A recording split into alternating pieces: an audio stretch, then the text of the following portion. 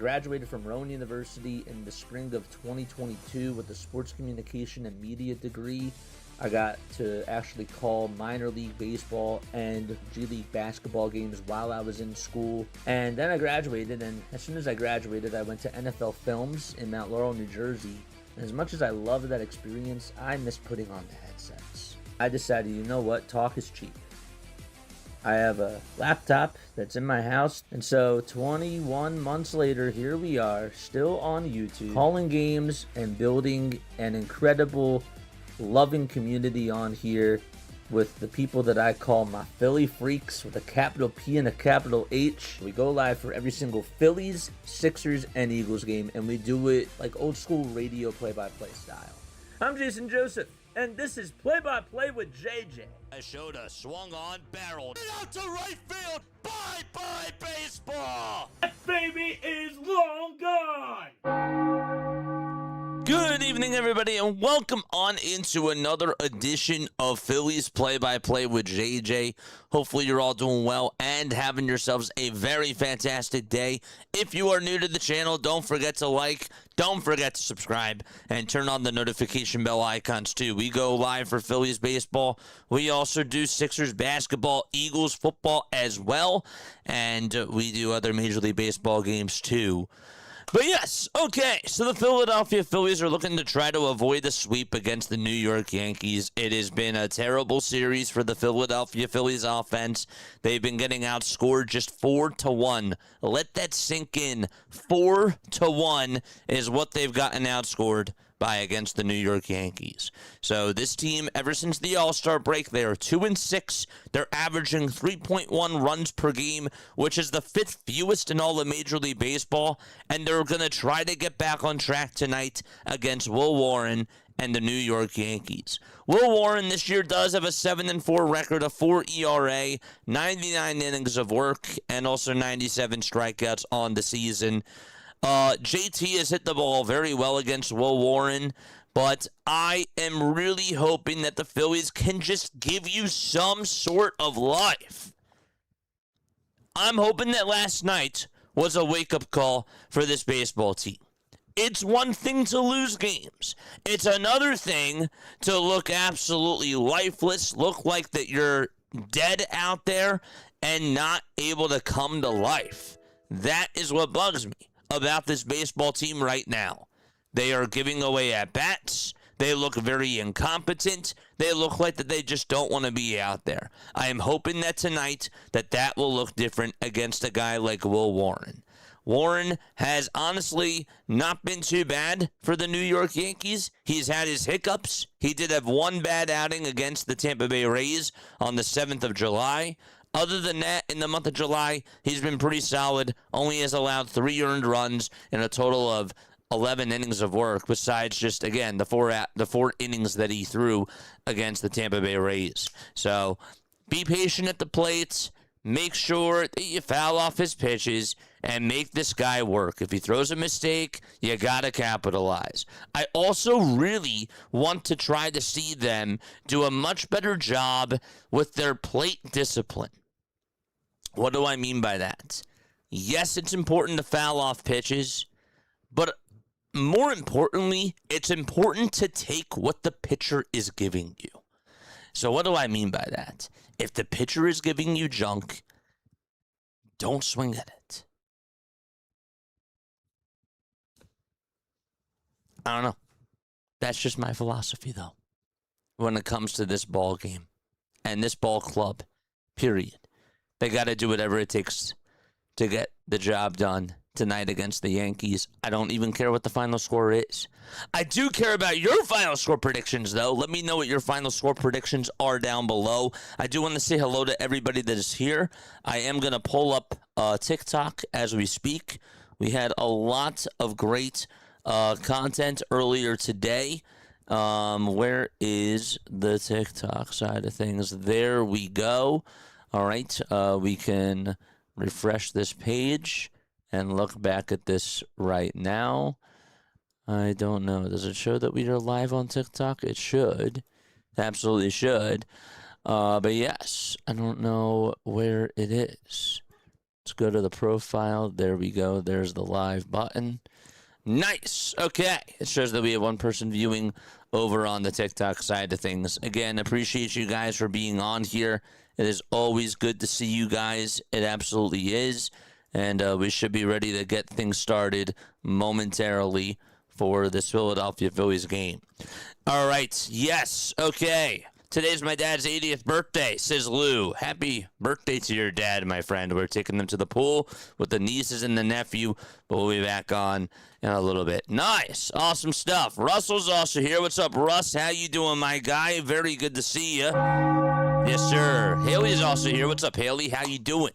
Hope you had a good night last night, and hopefully you're having yourself a fantastic day today.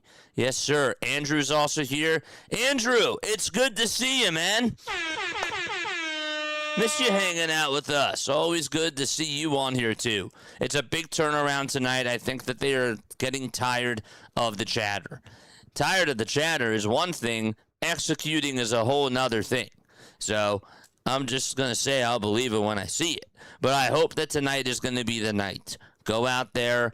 And I don't even want to see them play long ball tonight. I just want to see them put up good at-bats. I know it sounds ridiculous, but even if they hit the long ball tonight, and that's what they're reliant on, I'm going to be annoyed. I am going to be annoyed because they got to put the ball in play and make Will Warren work. The Phillies offense should tax Will Warren. Should is the bold word. Yes, it is. What's up, David? How you doing, buddy? It is good to see you on here. Today is also Christopher Sanchez Day. Yes, it is. Make sure that you guys drop those Christopher Sanchez emojis down below. Christopher Sanchez is on the bump. I have all the confidence in the world with Christopher Sanchez. I love what this guy is able to do. I just feel like that every time he is out there, he gives the Philadelphia Phillies a high chance, a high winning percentage of winning the game because he is automatic out there on the bump. 7 to 8 innings of work is the bar. That's pretty much the bar of what I expect for Christopher Sanchez tonight. 1 earned run allowed, 8 strikeouts, 2 hits. That's my prediction for Christopher Sanchez, and he is my MVP. He's my most valuable player for today.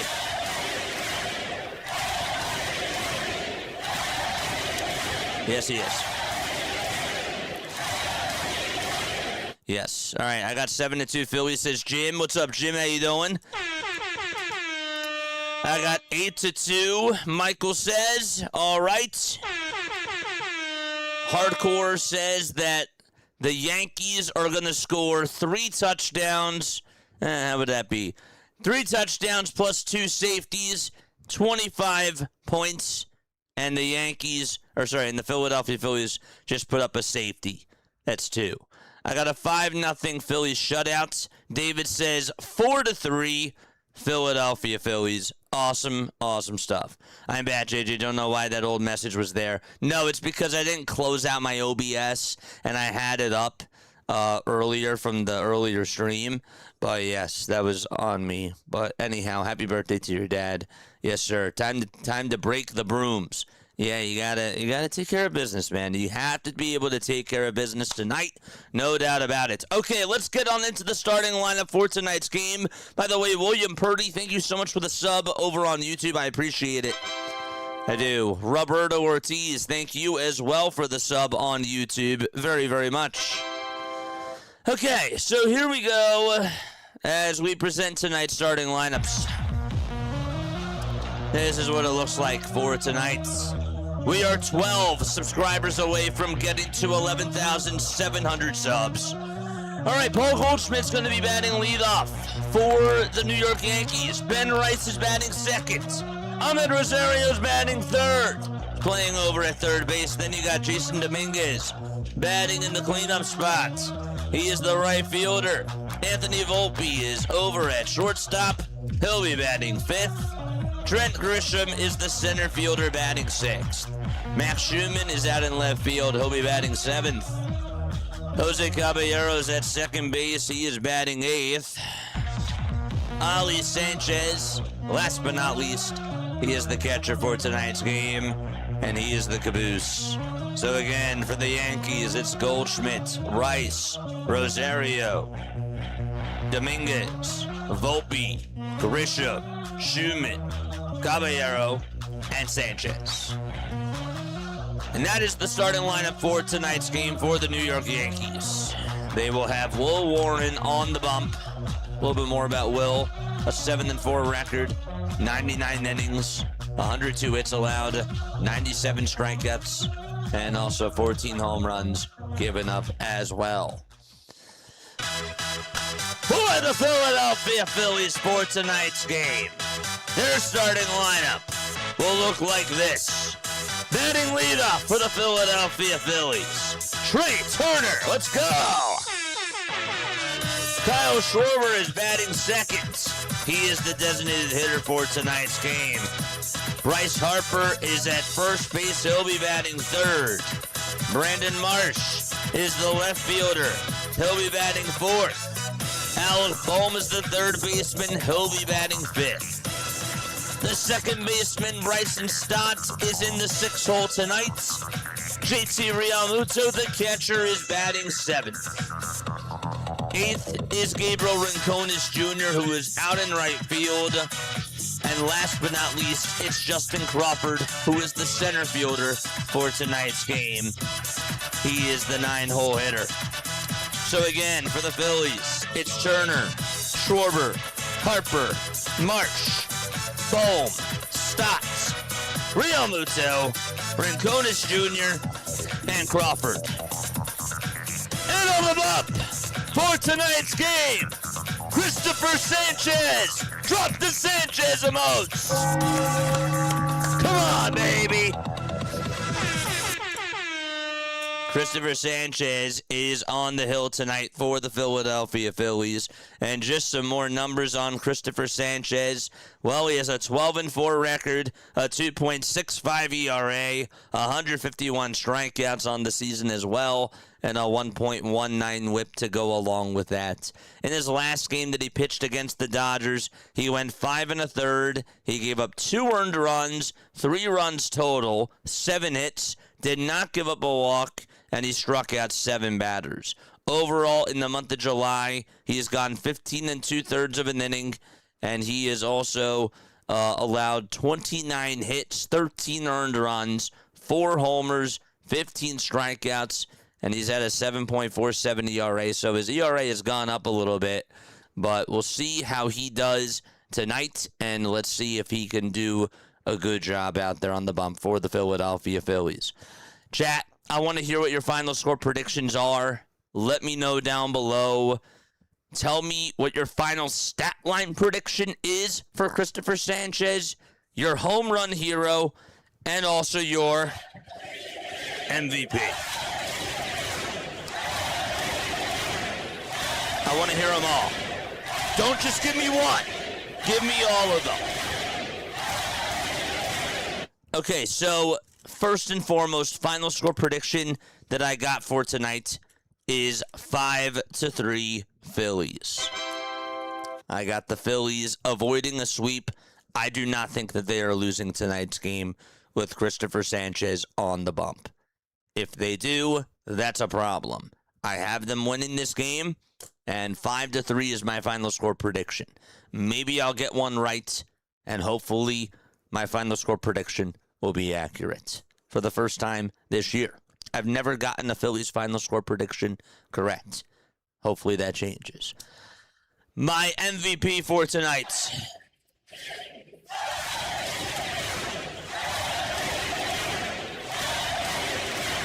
I got Christopher Sanchez as my MVP.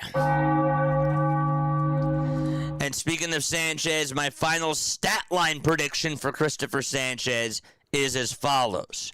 I got him going 7 innings, giving up 2 hits, no runs. I changed my mind. I said 1 before, 2 hits, no runs, and 9 strikeouts.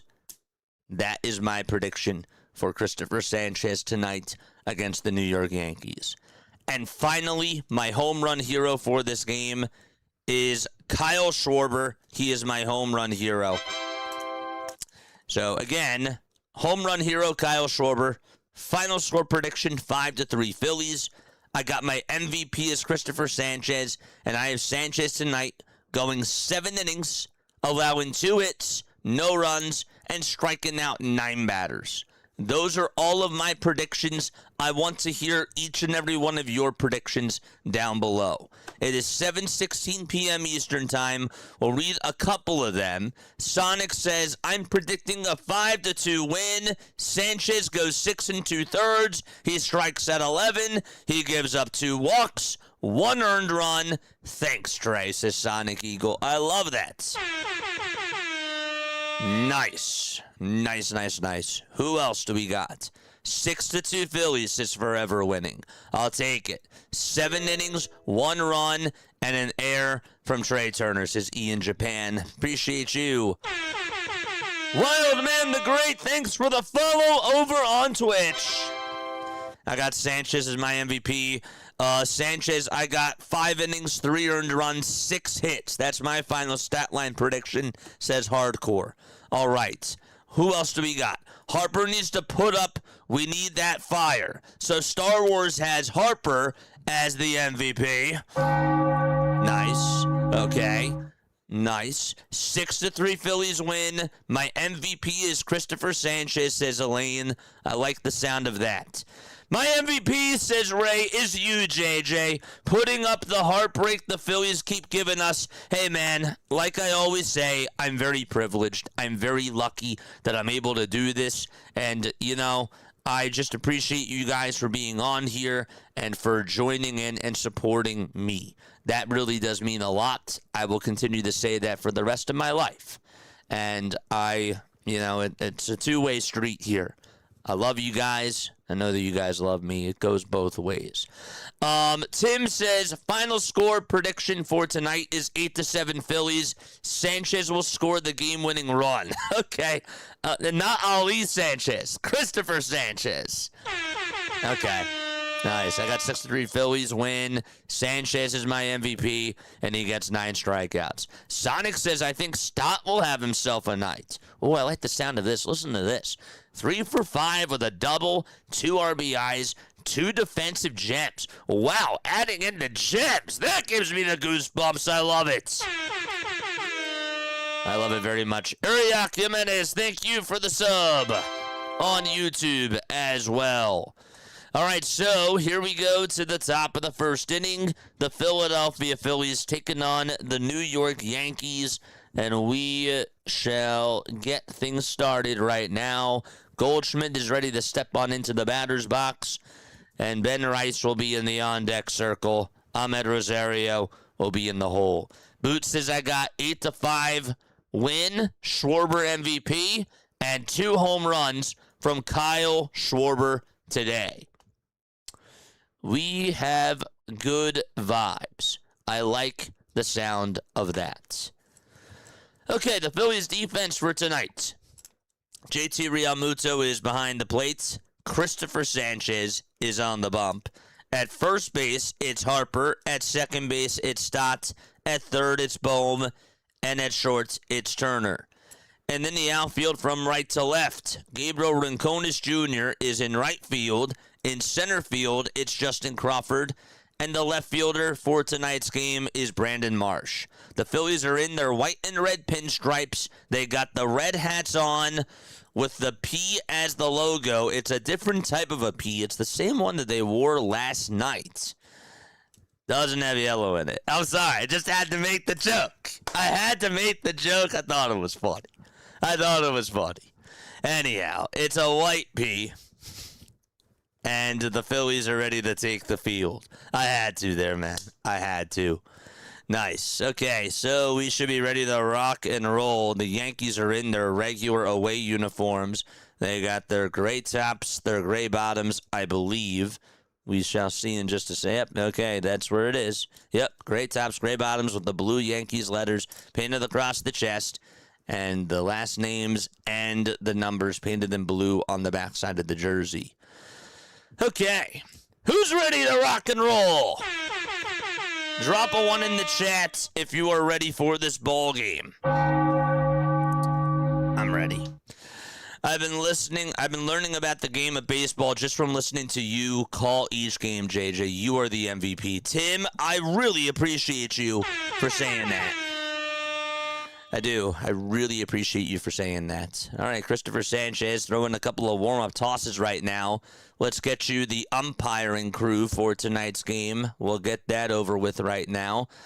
The umpires for tonight, it's Ben May at home plate. At first, it's Brennan Miller. At second, it's Jonathan Payne.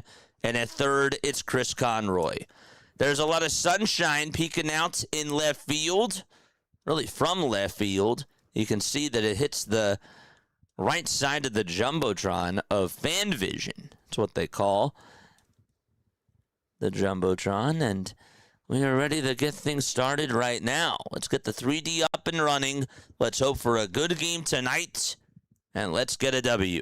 Cheers! L'chaim.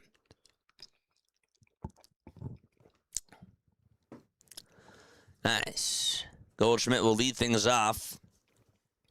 He's the first baseman. Rice is the DH. And Rosario is at third. The weather for tonight's game, it is 82 degrees at Citizens Bank Park. Wind is blowing southwest at 3 miles per hour. The gusts are at 6 miles per hour.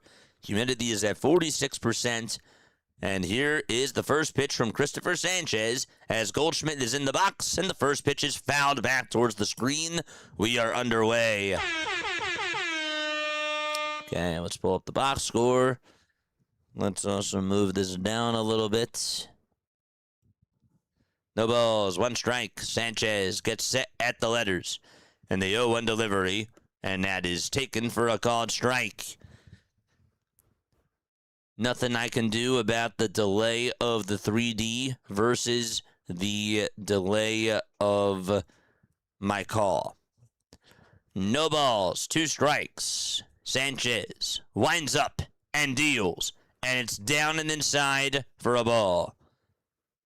So far, 2 sinkers and a slider thrown in this sequence for Christopher Sanchez. Nice. 1 ball, 2 strikes. The 1-2 pitch. Ground ball, base it out to left field. That changeup was low. Wasn't even a bad pitch. And Paul Goldschmidt gets on to start off the ball game with a leadoff single. It was a changeup. That ball was heading into the dirt. It really was. And Goldschmidt just sort of flinged it right towards the 5-6 hole. And no chance that Turner was going to get to that baseball.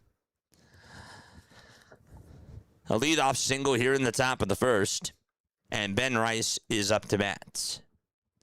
Rice has an OPS of 937. And he looks at a 95-mile-per-hour heater for strike 1.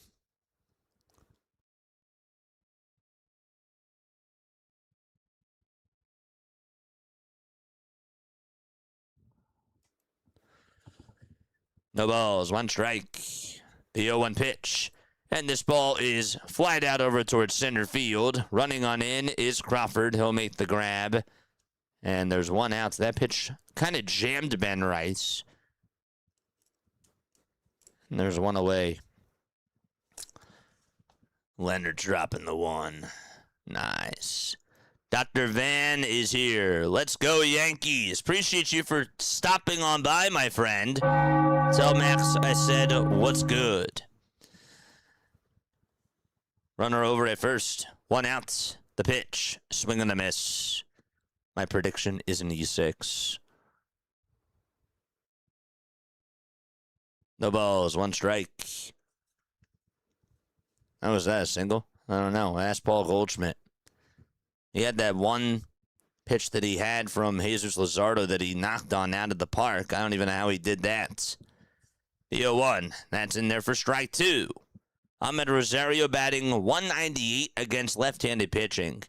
4 home runs, 14 RBIs. And overall this season, he has a .229 average, 9 home runs, and 27 runs batted in. The 0-2. And that's high for a ball. Sanchez Thought about challenging. Looked that he was tapping his helmet. That was high. I don't even know why he decided to challenge this. But it's 1-2.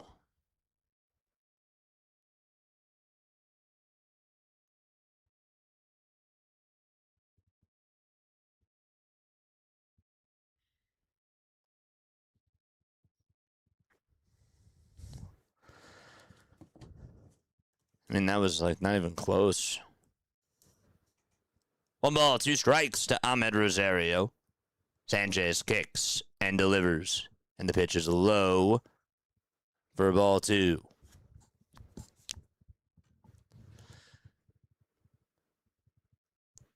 Ahmed Rosario is 0 for his last 5 in his last 3 games. The 2-2 delivery. Swing and a miss. He struck him out. Rosario's down on strikes. 2 away. Goldschmidt is still at first. Look at this. That pitch just kept on running towards the inside corner. I think Rosario knew the changeup was coming, but he just didn't anticipate where it was going to land. Looked very deceptive out of the hand of Sanchez. The pitch. This ball's grounded over towards third. Another nice changeup thrown by Sanchez. The throw to second is in plenty of time. And a 5-4 fielder's choice gets Jason Dominguez retired to end the first. We go to the bottom of the first inning. Trey Turner, Kyle Schwarber, and Bryce Harper will lead things off for the Philadelphia Phillies.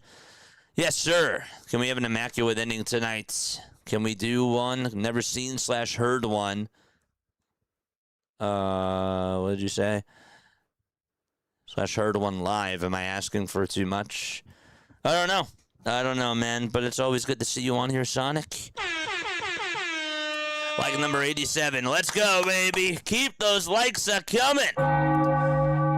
Trev is here over on TikTok. I appreciate you, my guy. All right, so the bottom of the first inning is coming on up. Trey Turner will lead things off for Philadelphia. It'll be Turner, Schwarber, Harper, Marsh, Bohm, Stott, Realmuto, Ranconis Jr., and Crawford in the Phillies lineup for tonight.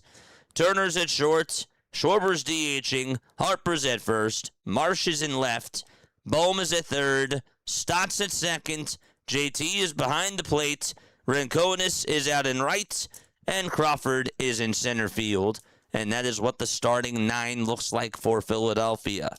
They will be facing Will Warren, who is the starting pitcher for the New York Yankees. He is on the hill. He is from Brandon, Mississippi. He is 6 feet 2 inches tall, 200 pounds. He turned 27 back in June, and he's looking to attempt to get his 8th win of the season. The last time that Will Warren faced the Philadelphia Phillies, it was last July. He went 5 2/3. He gave up 5 hits, 2 earned runs, including a homer to Kyle Schwarber. He also gave up 3 walks, and he struck out 7 Phillies batters. Trey Turner is ready to come on up to the plate. A guy who has a .242 batting average, and during the month of July is hitting .268 and has 19 hits in 71 at-bats. Okay. So we are ready to start off the bottom of the first. Goldschmidt led off the top of the first with a single. Rice flied out to center. Rosario struck out. And Jason Dominguez grounded into a 5-4 fielder's choice. All against Christopher Sanchez. First pitch to Trey Turner. And that is taken just a bit inside for ball 1. 1 ball, no strikes to Turner. Blue batting gloves. And the 1-0 delivery. Line drive hit out towards right center field. That'll get down for a base hit. And Turner's going to at least get 2 here. He is going to be rounding second. Now he's going to go on over to third. The throw to third. Not in time. A leadoff triple for Trey. Drop those Turner emotes. Turner turns it on. Charge!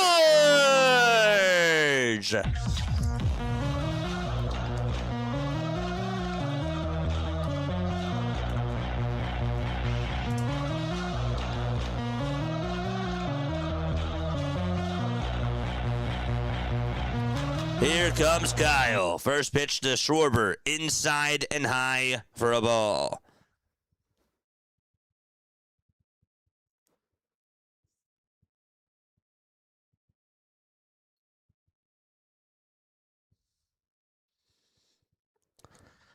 The 1-0 pitch. Foul ball towards the left side. And it's 1 ball, 1 strike. The Phillies in this series are 1 for 12 with runners in scoring position. That's how bad they've been. They went 0 for 7 in last night's game, and they left 8 men on base. 1 ball, 1 strike to Kyle Schwarber. The 1-1 pitch. And Schwarber flies one out over towards right field. It was a high pitch. This will be deep enough for Trey to score. Dominguez makes the catch, and the Phillies are on the board early, 1-0.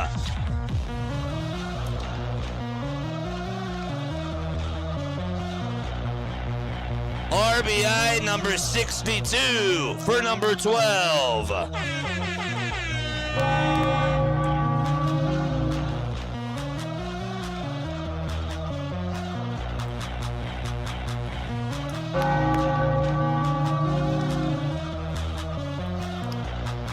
Here is Bryce Harper in his neon green batting gloves, and he takes a fastball upstairs. 1-0 is the count. Trey hitting in the catcher spot is funny, says Sonic. And on the 3D, yeah, it's pretty funny. 1 ball, no strikes, and the 1-0 pitch. It's a strike called down Broad Street. 1 ball and 1 strike. It's going to be a 3-error night, huh? Just because he got a triple, that means that for every base he gets an error. 2 for 13 now. Nope, it's still 1 for 12. That's not a hit. The 1-1 pitch. Foul ball. There's still 1 for 12 with runners in scoring position because that's a sacrifice fly. Nice.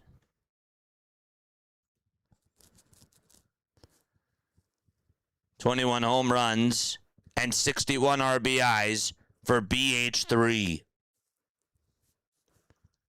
The 1-2 pitch, swing and a miss, and Harper chases after a changeup. It was in the dirt, and there's out number 2. The Yankees defense for tonight. Ali Sanchez is the catcher. On the bump, it's Will Warren. At first base, it's Paul Goldschmidt. At second, it's Jose Caballero. The third baseman is Ahmed Rosario. And at shortstop, it's Anthony Volpe. And then you got Grisham in center, Schumann, I should say, out in left field, and Dominguez in right. First pitch to Marsh, and that's taken down for a ball.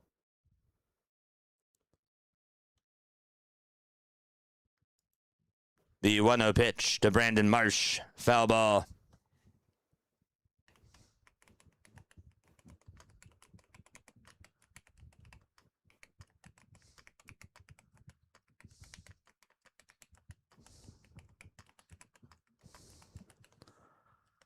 The 1-1 pitch.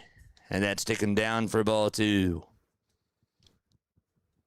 2 balls and 1 strike to Brandon Marsh. I don't know if you heard me, so I just wrote it to him. The 2-1 pitch to Stotts. And it's up high for ball 3. Harper should focus on hitting rather than the color of his cleats. Harper's washed. I've heard this so many times this year. I've heard it so many times. 3 balls, 1 strike. The 3-1 pitch. And Marsh grounds one over towards second. And the throw over to first will get the inning over with. Time for us to go to the second inning. Turner led off the game with a triple. The inning with a triple. And then Schwarber brought him home with a sac fly. Okay. All right. Time for us to go to the second inning. Thanks, got the run. That's the important part. Yeah. I just didn't know if you heard me because I know that sometimes you like to tune on into the broadcast, which is cool, but I didn't know if you heard me. All right. Nice. All right, where are we tapping on in from tonight? Let us know down below.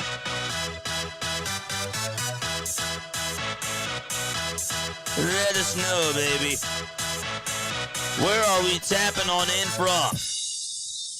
It is Sunday night baseball, July 26th. We got 311 people tapping on in, over 100 likes already. Who wants a bell? Let me know where you're tuning on in from. David says, I'm from Cranford, New Jersey. What's up, David? What's up, buddy? Palm Harbor, Florida, says William. Nice. Scott from Everett, Pennsylvania. East Coast from Hobart, Indiana. Nice. These graphics look like 1980. Well, I'm happy that you're time traveling. Ohio, what's going on? Sydney, Australia, says Scott. Manitoba, Canada, says Sandlot. That was pretty funny. I can't lie. Spring Hill, Tennessee, says Leonard. Yes, sir. Old City, Philadelphia. Nice. AC is here. Wilmington, Delaware, says Willie. Yes, sir.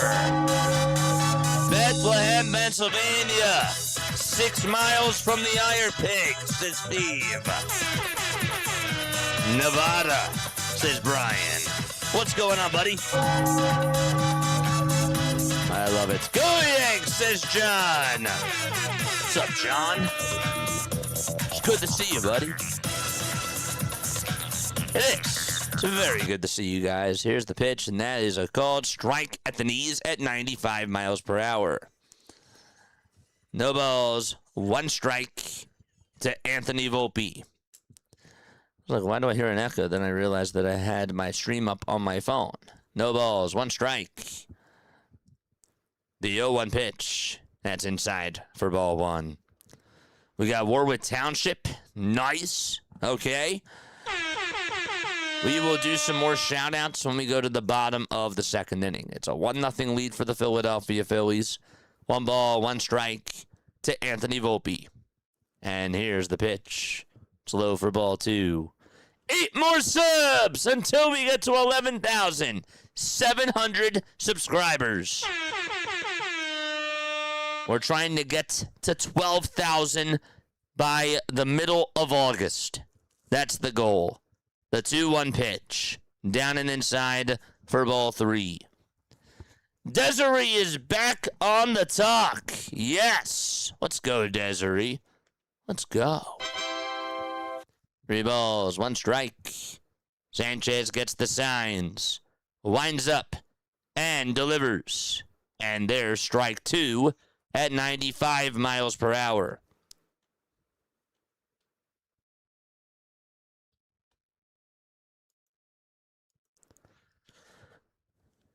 Three balls, 2 strikes. Sanchez on the hill. Sounds like someone doesn't remember 1980. Didn't you? I thought I had a pretty good comeback there. I did. 3 balls, 2 strikes. The payoff pitch. And that's inside for ball 4. And Volpe gets on with a leadoff walk. That's the 2nd inning in a row where the leadoff man has gotten on base.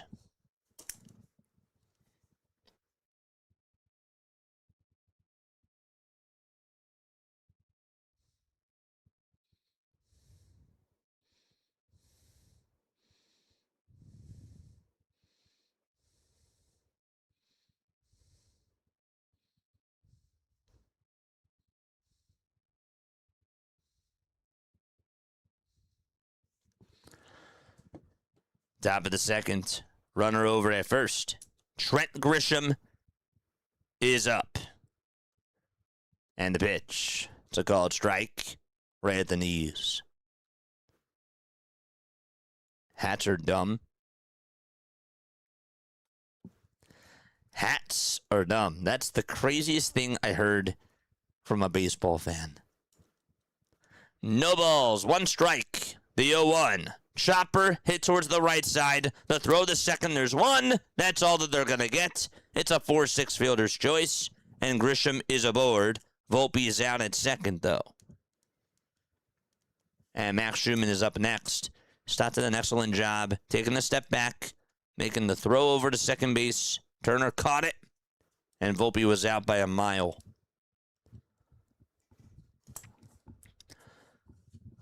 Michael, what's going on, Michael? Thank you so much for tapping on in over on TikTok. Schumann comes up, and he's hitting on the right side and looks at a pitch that should have been called a strike. Was called a ball, though. A 228 average for Max Schumann. 2 home runs and 6 RBIs. The 1-0 pitch outside for ball 2. So it's 2-0. You got the lead runner.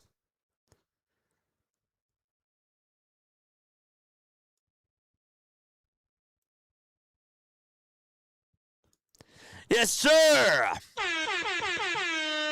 2-0 pitch. And a called strike down the pike. Still got a lot more to do, though.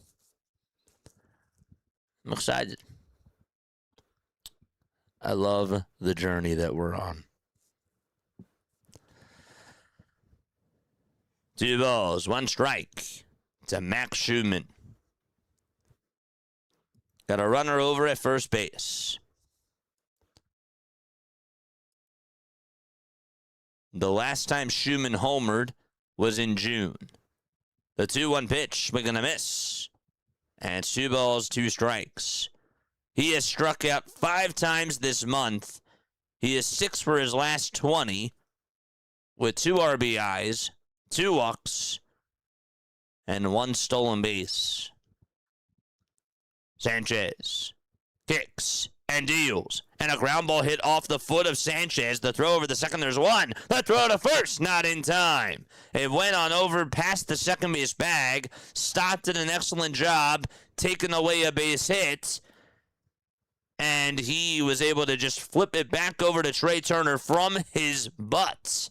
He was sitting up, and he just did a little toss over to Trey Turner, who caught it, had to spin, make the throw to first, and the throw was not in time. Obviously, it should be looking, nope, okay. Top of the second, 2 outs in the pitch, swing and a miss. I thought it got a piece of Sanchez. It took a very weird bounce right after it hit off the hill, but I guess it did not get a piece of him.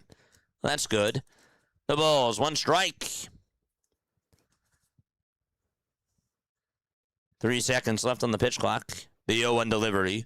And it's fouled off towards the screen. No balls and 2 strikes. Raspberry Berets. Are we talking about Prince? No balls, 2 strikes.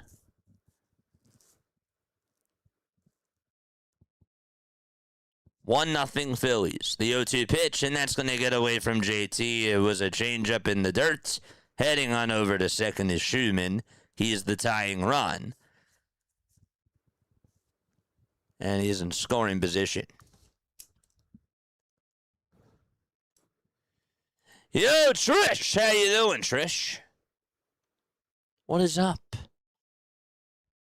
Hats are very underrated. The fedora should make a comeback. Also, top hats and bowlers. I like the hats. The baseball caps are the greatest invention in the entire world. The 1-2 pitch. Swing and a miss. Sanchez gets a slider in there.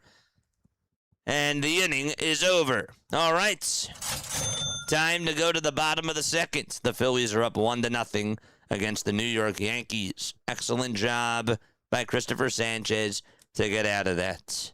Awesome stuff. All right. Where else are we tapping on in from? Where Got him. Agreed, but this hat today, not so good. JJ, it's the cheesesteak. Nope. I like the cheesesteaks, but baseball caps are clutch. Where else we tuning on in from? Let me know down below. I'm at a 10 right now. Who else is fired up like me?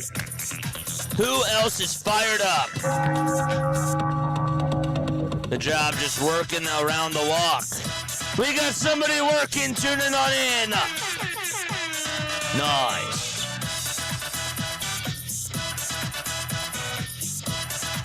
Nice.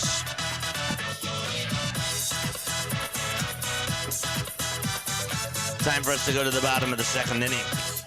Delran, New Jersey, Ray is here. Yes, sir. Nice. Delran, shout out to Ray.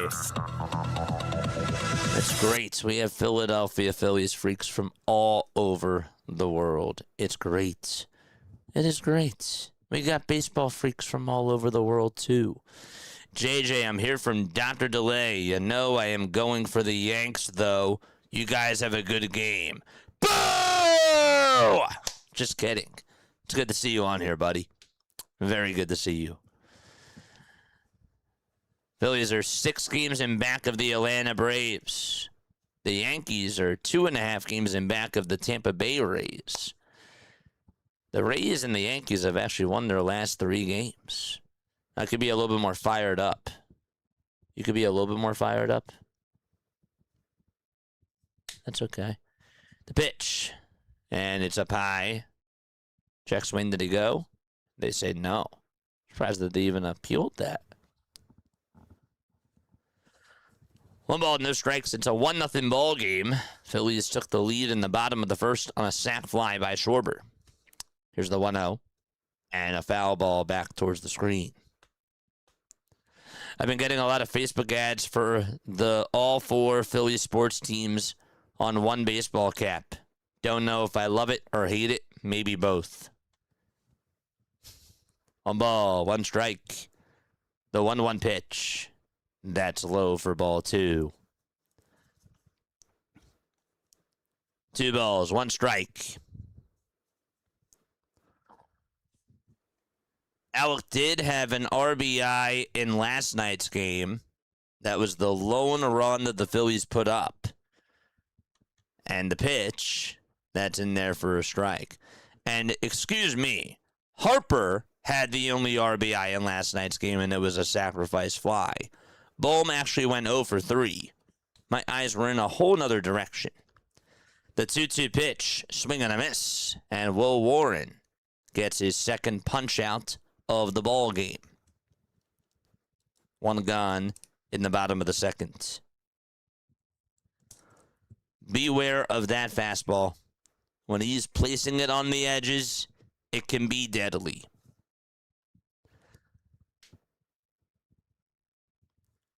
1 out, bottom of the second. The pitch to Stott, inside. That fastball was way inside.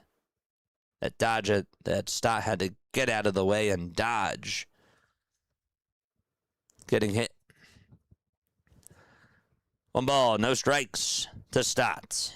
The pitch to Stott. Line drive hit out over towards right field. Bye-bye. It's gone.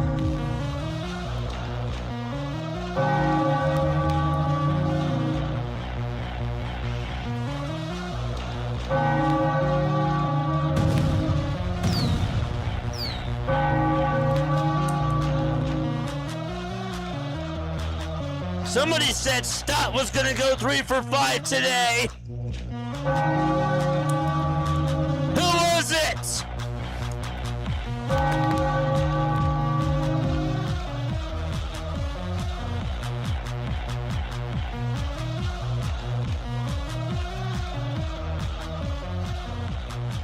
Here comes JT, and the sweeper sails outside for ball 1. That fastball ended up being down the heart and soul of the plate Stott hit a line drive. It went into the second row out in right field.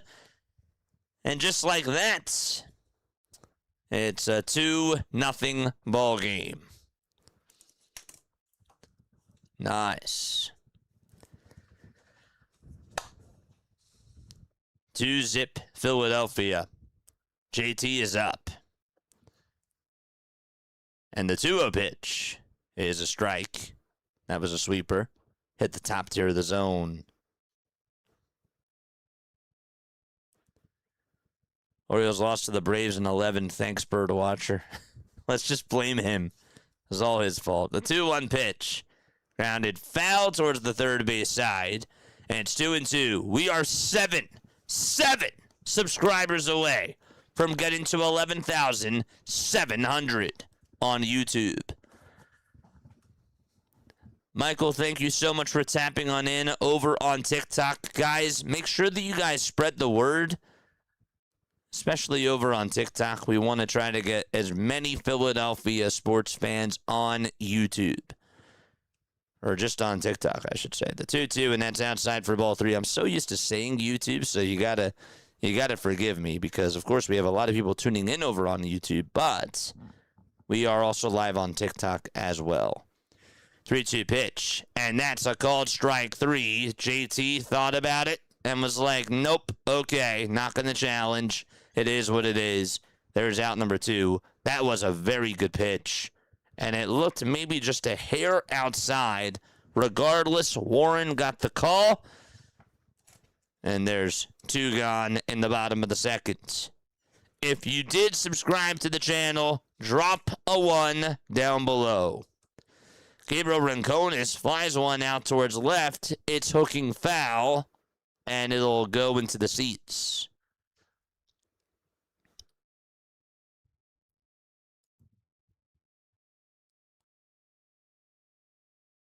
Two nothing Phillies. Stott hit a homer in the bottom of the second. The 0-1. And Rincones watches a fastball go by down Broad Street. And it's 0-2.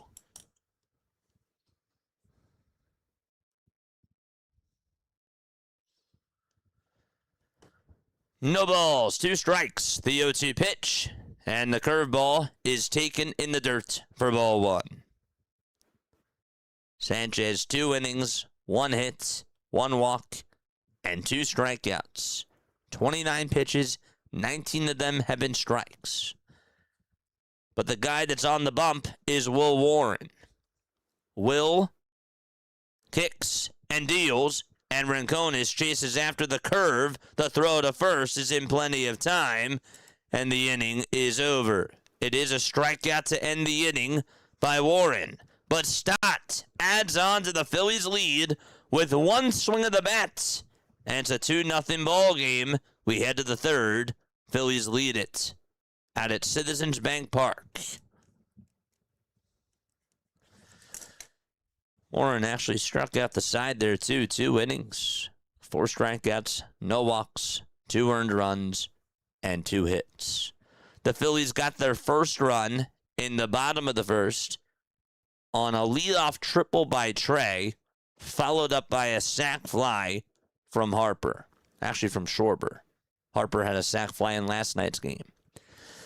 Oh, man. Stott with a web gem and a home run. Yes, somebody called that. Who called it? I forget who it was. Derek Hill is greater than the corners. Greater than the corners. Rincones never does anything, says Hardcore. Michael, thank you for liking the live. Appreciate you, man. I have Phillies money line and also total runs 8.5 under. May the best better win, as I like to say. I don't know how else to say it. I'm not really into sports betting, that type of stuff, but I hope that your bet hits, my friend. That was me. I said a double, not a double-double. That's the wrong sport, my friend. That is the wrong sport. You thought that this was basketball? You were incorrect.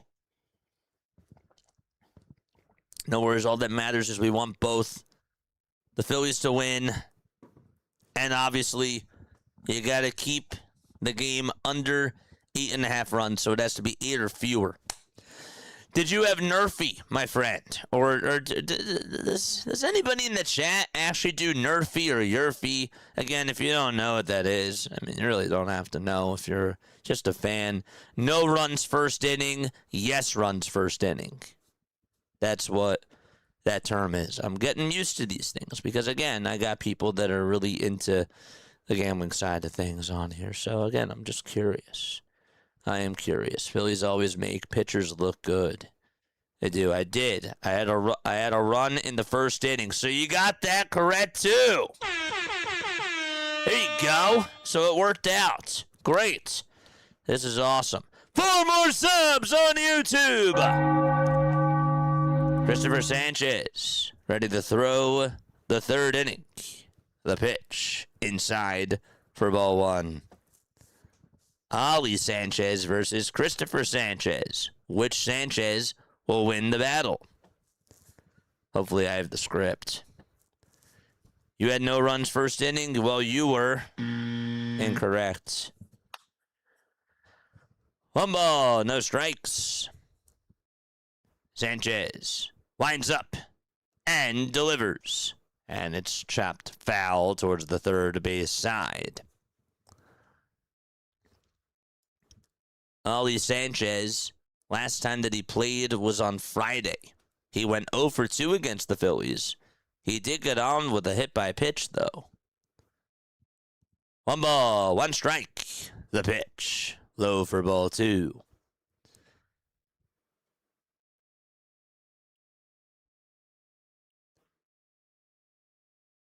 The last time Ollie Sanchez had an extra base hit was on June 22nd. It was a double. That was against the Tigers. 2-1 pitch. That's just a bit high for ball 3.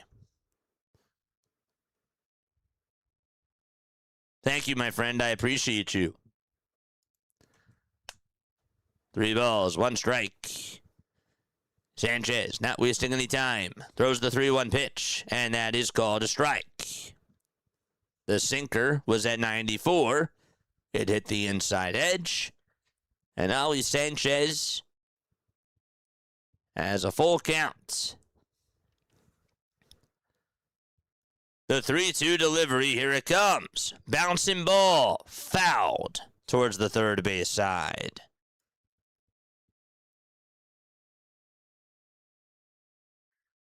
Yes, sir, Star Wars Ladybug, thank you so much for the bits over on Twitch. Appreciate you. All right. Liking what I'm seeing so far, too. The 3-2 pitch, grounded foul again. This time it's towards the tarp. And the count still remains full. 3 balls and 2 strikes. JJ, I meant a 2-base double and another 2-base double. Not an NBA double-double. Well, you said double-double. The 3-2 pitch. And that is a called strike 3 on the inside corner at the knees. Sanchez all fired up. And he gets his 3rd strikeout. Didn't know if he was going to get the call.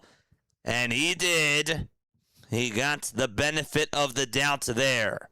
A good job by JT to frame it. And there's 1 away. Drop 3 chairs in the chat for Sanchez. The pitch, a ground ball hit back over to Sanchez. Easy as 1-2-3.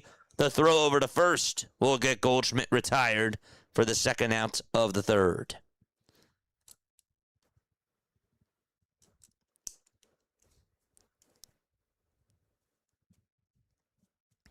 We like the backwards K. Yes, we do.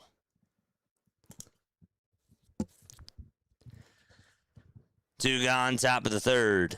Rice comes on up to bat for the Yankees. The pitch. And a called strike at 95 miles per hour right at the knees.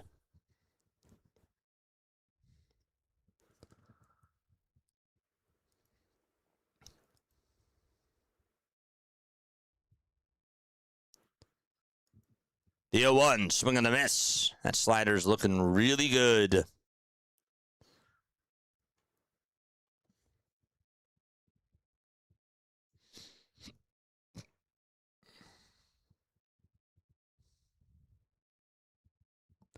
No balls, 2 strikes to Ben Rice. The 0-2 delivery. And it's off the plate for a ball. Against Rice.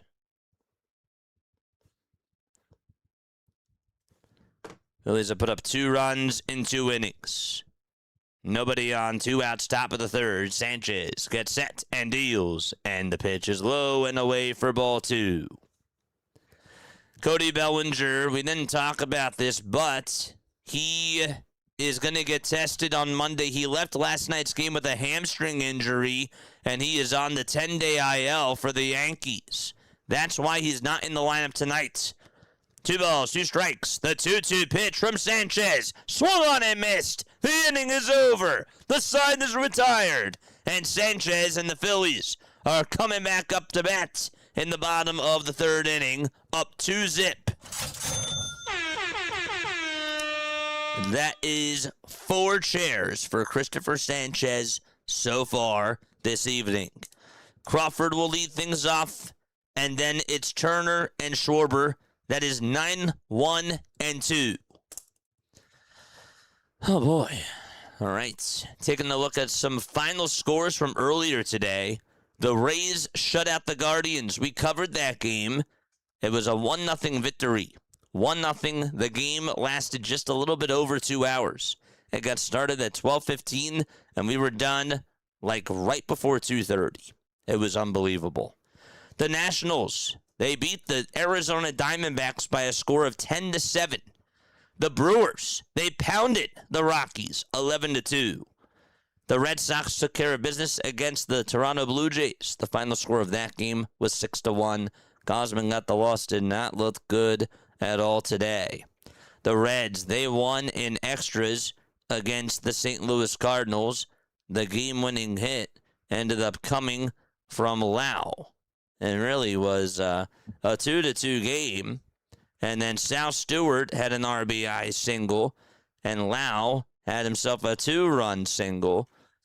And they ended up winning 5-3. That was the final score. The Mariners, they took care of business out in Texas. 6-4 final score. Beating the Rangers. Big win for them in the AL West. The Angels won against the Giants at Oracle Park. The Braves won in extra innings against the Orioles. The final score of that game was 3-2. The Pirates hung on, and they won 8-7 against the Chicago Cubs. The Royals beat the Tigers 5-4. The Mets beat the Dodgers 8-3. And the Padres won 5-3 against the Marlins, who have just been on such a bad skid right now. The Marlins are on a 12-game losing streak, and they will play the Phillies tomorrow night. Yes, you heard that correctly. They've lost 12 games in a row. Justin Crawford comes on up to the plate, and he will bat for the Phils. And then you got the Twins beating the A's today 11-8, and the White Sox won 12-3 against the Astros. First pitch was called a ball, and it's overturned to a strike, and that's because Ali Sanchez challenged the pitch. And it's 0-1. I'm a Padres fan, so baseball has been very stressful, I'm sure. The 0-1, and that's up high for a ball. How do you feel about Mason Miller being on the trade block?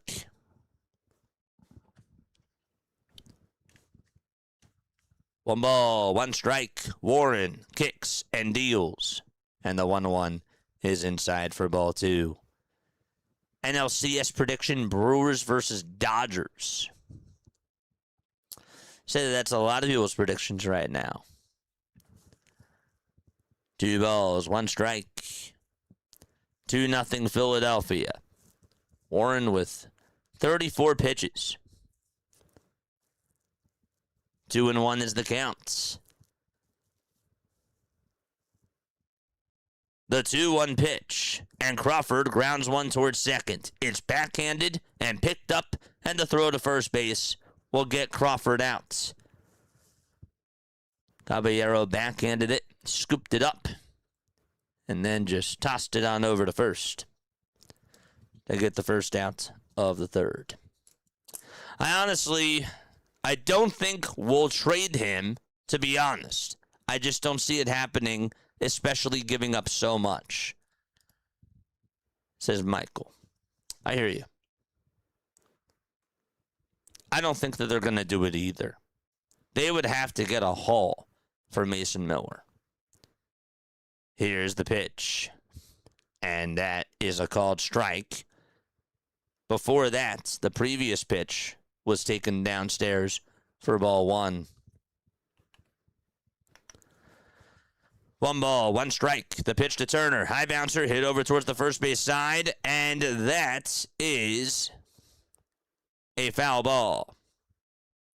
By the time Goldschmidt got it into the glove, tagged the first base bag, it was ruled foul. Actually, hit right behind home plate first. It looked. Oh, it's pretty close. Oh, it's pretty close. 1 ball, 2 strikes to Trey Turner.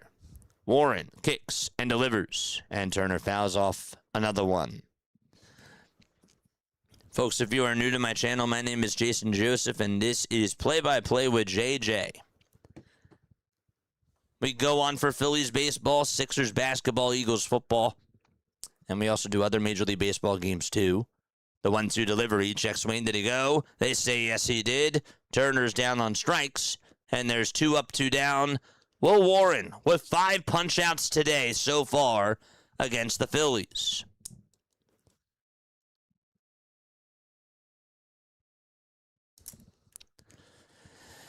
Make sure that you guys go follow us on the social media platforms. Also, if you want to reach out to me, you can, whether it's for business, sponsorships, or just feedback, or you just want to get in touch with me off the air. The mods will drop the email down below. The pitch. That's down for a ball.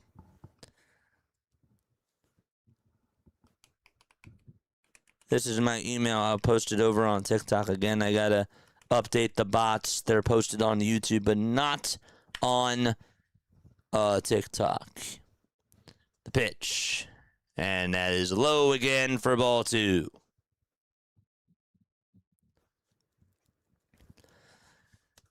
Two balls, no strikes. Warren kicks and delivers. And a called strike on the outside corner. By the way, if you don't even have to be a mod. If you see like what Scott just did, right? Scott just typed on in !socials. For anybody that's on here, you can do that. If I say follow me on the social media platforms, all you got to do is type that in. So I just wanted to know that this is not. I wanted you to know that this is not just a mod thing. The 2-1 is down for ball 3. The 3-1 delivery, and it's inside for ball 4. The 76ers are pathetic, trying to buy a championship with that dirtball LeBron James. You know, it's funny. I've never heard somebody getting annoyed about somebody buying a championship when at the end of the day, all that matters is winning. They haven't won since 1983, and it doesn't matter how. A championship is a championship. Let's go! Bottom of the 3rd, 2 outs. I didn't know that there were specific ways to win a championship. I thought that you could just win a championship, period. The pitch. And that's in there for a strike. I honestly had LeBron going to Philly, and I'm a Lakers fan, says Michael. I put 100 on the sports book. Came out. Dude, congratulations to you. No balls. 1 strike to Kyle Schwarber. And the 0-1 pitch is down for a ball. Let's go, chat. 20 more subs. Charge.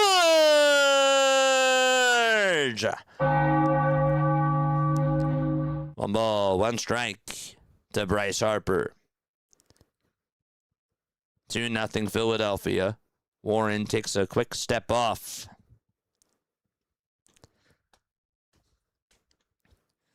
Jules, did somebody get us Jules? 1 ball, 1 strike. 5 seconds left on the pitch clock, and Harper rips that one out to right field for a base hit. It's going all the way towards the wall. Schwarber is rounding second. He'll make his way over to third. Harper stops at second and gets on with a 2-out double. How do the jewels work, JJ? I have no idea if they even exist on my channel, but I am seeing them around more and more. Yes. George! The jewels. Yeah, so people basically donate. It's like another version of not super chats. What's the other one? Super gifts. Super gifts. Some people just don't say anything and they just give you like a super gift. It's basically another way of donating to the channel. You get like so many of them for free, and then people can donate one jewel, like a necklace, and that's equal to $1, you know, or like 2 jewels is like $2. It shows you the currency. If you look at it on the phone, if you actually just look at the live chat right now, it should show you like how much each one is. Anyhow, 2 outs, bottom of the third, 2 runners on in scoring position, and Brandon Marsh is up next for the Philadelphia Phillies. Come on!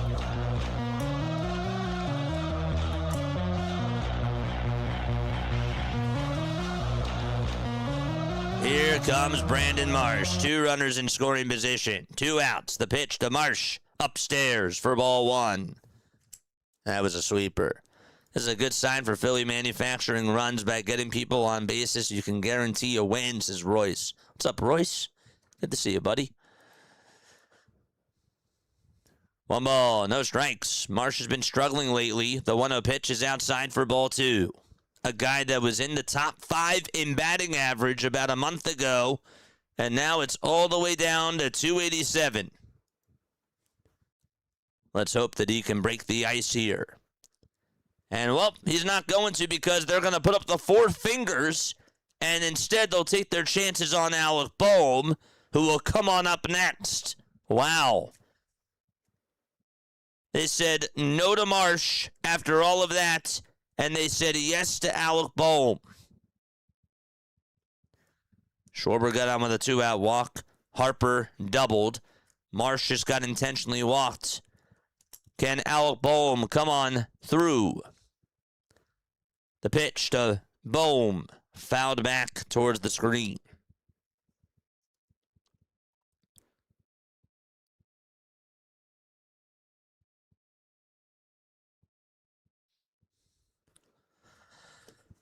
No balls, 1 strike to Bohm. Bases loaded, 2 outs. The 0-1 pitch to Bohm, downstairs and outside for a ball.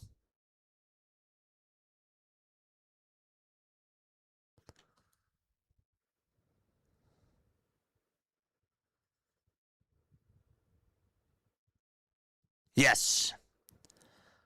The 1-1 pitch to Bohm, foul ball. And out of play it goes. Alec is 1 for 3 against Will Warren with an RBI and a strikeout. 53 pitches for Will Warren. The Phillies trying to add on some runs and open up the floodgates. The 1-2 delivery upstairs for ball 2. Grand Slam is coming. I hope so. We are three subscribers away from 11,700 on YouTube. Let's go. Sub it up. Sub it up. The 2-2 pitch. Fouled back again. Good for Bohm to stay with that pitch. Barely got a piece of it. Pitch looked like it was maybe a little bit outside, but I can't blame him for swinging at that. 2 balls, 2 strikes. Bases juiced. The 2-2 pitch. And Bohm fouls off another high pitch. And it goes behind home plate and into the seats. You got Kyle Schwarber at third. Bryce Harper at second. and Brandon Marsh at first base. With 2 outs in the bottom of the third, the Phillies lead it 2-0 against the Yankees on Sunday Night Baseball. Warren steps off the mound for a second, and he will take off his baseball cap, wipe the sweat off of his face, and step back on the mound. Bohm back in the box. Gets his stance going. 2 balls, 2 strikes. Warren gets the signs, takes a breath, kicks, and delivers, and it's outside for ball 3. It was a fastball at 95. Bohm thought about it and decided, I'm not going to do it. Phillies fans on their feet. Stott's up next. 3 balls, 2 strikes. The bases are juiced. 2 outs, bottom of the third. And Warren calls for time again.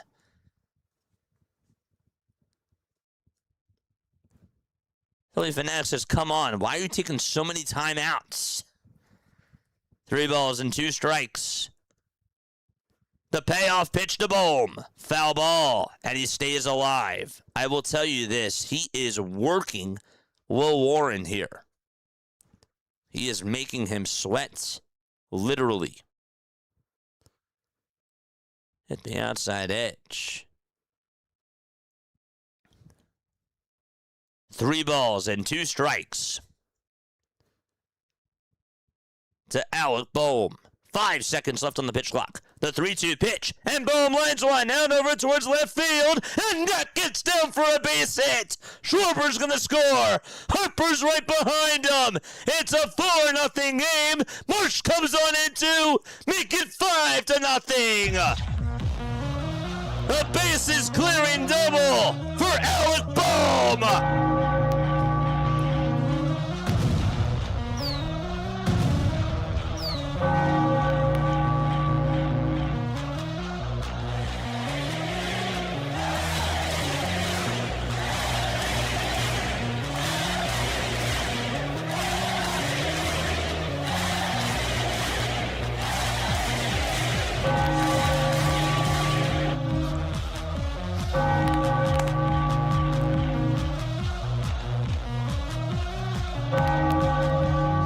Stott is up, and the first pitch is a sweeper that catches the top of the zone for strike 1. Alec Bohm with 56 RBIs on that bases clearing double here in the bottom of the third. What's the YouTube channel? It's called Play by Play with JJ. The 0-1 pitch, and it's outside for a ball. Can I drop links down below? Let's see. Let's see if I can drop links in my TikTok chat. This is what the link is. I don't think that it's going to work. No. The 1-1 pitch. And that's called a strike. 2 more subs. Come on. 2 subs to go. You got my follow. I really appreciate you, Michael. 1 ball, 2 strikes, 2 outs, bottom of the third. A bases clearing double by Bohm. Warren kicks and delivers, and that's in the dirt for ball 2.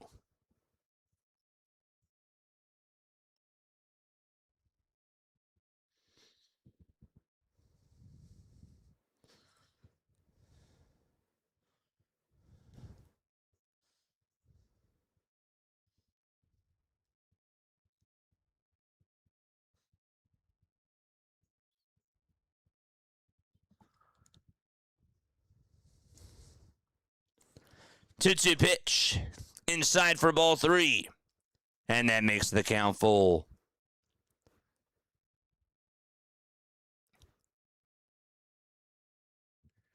So it's 3 balls, 2 strikes. Warren gets set and fires. And Stott rounds one out to right field for a base hit. Bohm is rounding third. The ball's bobbled by the right fielder. And Bohm will score. It's a 6-0 ball game. Dominguez not able to field the ground ball. and it popped out of his glove, and the Phillies get another run home.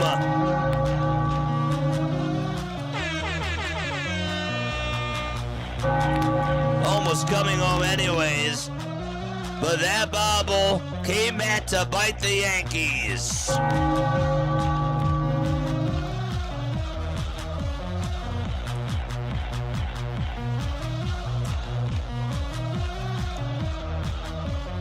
JT is up, and he takes a sweeper in there for a called strike. It hit the top of the zone. No balls, one strike to Realmuto. Boys are coming through. Yes, they are! The balls, one strike to JT, and the pitch. And there's another ground ball hit over towards second. Caballero says, I got it. And he picks it up, throws it over to first. And we're going to go to the top of the fourth inning. It's a 6-0 ball game. The Phillies put up 4 runs in that third inning. And we go to the top of the fourth. It is now time for On This Day in Phillies history. We love it. I told you today is stat day. Yes, you did. Yes, you did. Nice. Okay, a non-Turner error. Yeah, Jason Dominguez is not a good outfielder defensively. He has really been struggling for the Yankees. I can already hear the Yankees content creators complaining about his defense right now. Yes, I can. It happened on this day in Phillies history. Yes, it happened on this day. In 1911, catcher and manager Red Duin suffers a broken leg on a play at the plate. In the fourth inning of a game in St. Louis, the Cardinals tried a double steal. When the runner from third slid home, he collided with Duin, breaking his leg. Duin, though, held on to the ball to record the out, but he did not play again that year. I don't know if he still managed that year. I'm curious, though. In 1948, on July 26th, that is today, the Phillies hired Eddie Sawyer as their manager, replacing interim skipper Dusty Cook. Cook stayed as a coach after amassing a 6-6-1 record in his brief stint as manager. Yes, they had ties back then. Sawyer had been managing Toronto of the International League at the time. Well, the Philadelphia Phillies scored in the 6th inning against Chicago in 1960 on this day. That ended a scoreless streak of 38 innings. 38 innings where they just could not get a run. That's equivalent to 4 games and 2 innings. Regulated games. Tony Gonzalez doubled, and Johnny Callison drove him on in, and that's how the Phillies scored against the Cubs on this day in 1960, breaking a 38 scoreless inning streak. Yes.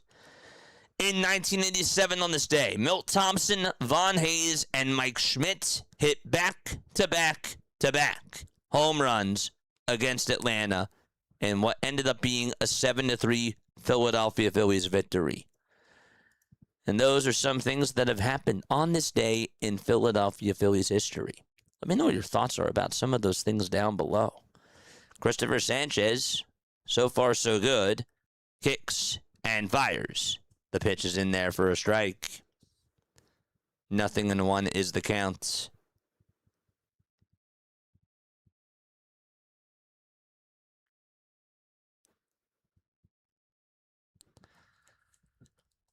The 0-1.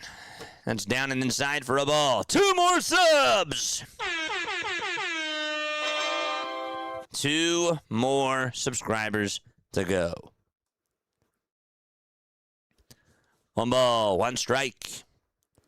The pitch, swing and a miss. It's always Mike Schmidt or Chuck Norris. Oh, I thought it was trivia time. Dude, it's in the 7th inning. You know this. You know this every time we go to the bottom of the 7th inning. It's the 4th inning. 1 ball, 2 strikes. Sanchez fires. And the pitch is topped foul towards the left side. Was Eddie Sawyer's son Tom? Hear the guitar lick now. It's like Phil Collins. Phil Collins, the baseball player. Phil Collins, the musician and the drummer. 1 ball, 2 strikes. The 1-2 pitch. Grounded over towards shortstop, and Turner bobbles it, and everybody's going to be safe. Took a weird bounce over towards short. Just couldn't get the glove. I actually think that he got it down too far. He did. Got it down too far, and could not come up with the play there. It hit off the edge of his glove, and it went right back behind him. It's an infield single. Nope, they're going to score it in E6. Wow. I'm kind of shocked. I am kind of shocked. Ahmed Rosario gets on with an E6. The pitch is outside for a ball. One more sub. We did it, baby. Let's go. We did it. Thank you. Getting to this one was tough, but we got it. 1-0 pitch, and that's in there for a called strike. 1 ball and 1 strike to Jason Dominguez. Shout out to the Jets. We are 300 away from getting to 12,000. 1 ball, 1 strike. Sanchez comes set and fires. And this is popped up out over towards shallow right field. And Rincones lost it for a second, but he makes the catch for out number 1. Nice. No, what, did they take the subs away? Whatever. We'll get back there. We'll get back. Not worried about it. It is what it is. 1 gone, top of the 4th. And Volpe is up. The pitch to Volpe. Fly ball hit out over towards left center field. And that's going to get down for a base hit. And rounding third base. And actually stopping over at third is Caballero. I think he would have actually made it to home plate there. It's a double, though, by Anthony Volpe. Trent Grisham is up next. And by the way, it was Rosario who stopped over at third. Again, I'm a little bit shocked that he stopped. I think he would have made it home. I don't know. Royce Mason, thank you so much for the sub. I appreciate it. I really do. 2 runners in scoring position. 1 out, top of the 4th inning. Sanchez gets set and fires. And it's grounded foul. Gary, thank you for the sub as well. I appreciate it very, very much. Could have been a couple of bots. But it is what it is. No balls, 1 strike. 5 seconds left on the pitch clock. The 0-1 pitch. Swung on and missed again. It was a slider that was down in the way.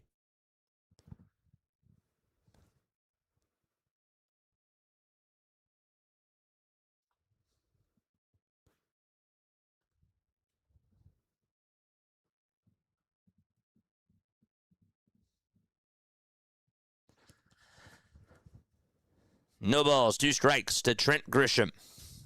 6-0 lead for the Titans. Grisham in the box. The 0-2 delivery. Down and away for a ball. So my final score prediction was 5-3 Phillies. I was incorrect. 106 days. I have not gotten it right at all. I've been so wrong with my final score predictions. Every day that this team plays. 1 ball, 2 strikes. There's 2 runners in scoring position. We're in the top of the 4th inning. The Phillies lead it 6-0.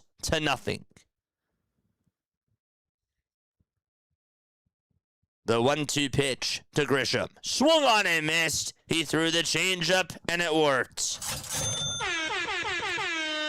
That is 5 strikeouts for Christopher Sanchez, and he is on a roll.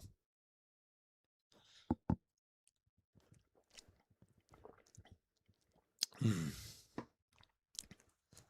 remember that game with the home runs? Oh, dude, that's so cool. Thompson, Hayes, and Schmidt hitting back-to-back-to-back jacks. That's awesome. The pitch. Swing on a miss. Yes, sir. We love it. No balls. 1 strike to Max Schumann. There's 2 gone in the top of the 4th. Better, JJ. No balls. 1 strike. The 0-1 pitch. And that's inside. That's a called strike. And Schumann says, he'll challenge. And that should be overturned. Dave with a $2 super chat. You deserve better, JJ. Pulling subs, that's low. Sometimes it's a bot thing. I don't know why it happens. But it is what it is, man. We got it. That's what matters. We got there. I saw us get to 11,700. That's what's up. That's what's up, man. But I appreciate you for the $2 super chat and for what you said. Drop the MVPs down below for our boy Dave. The 1-1 pitch. Swing and a miss again. Another changeup. And that time it was in the dirt. 1 ball, 2 strikes, top of the 4th. And 2 gone. 2 ABS challenges left for the Yankees, 1 for the Phillies. Sanchez kicks, deals, and it's low for ball 2.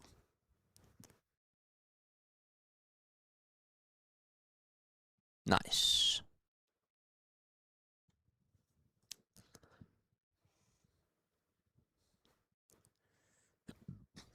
$60 pitches for Christopher Sanchez in 3 2/3 of an inning.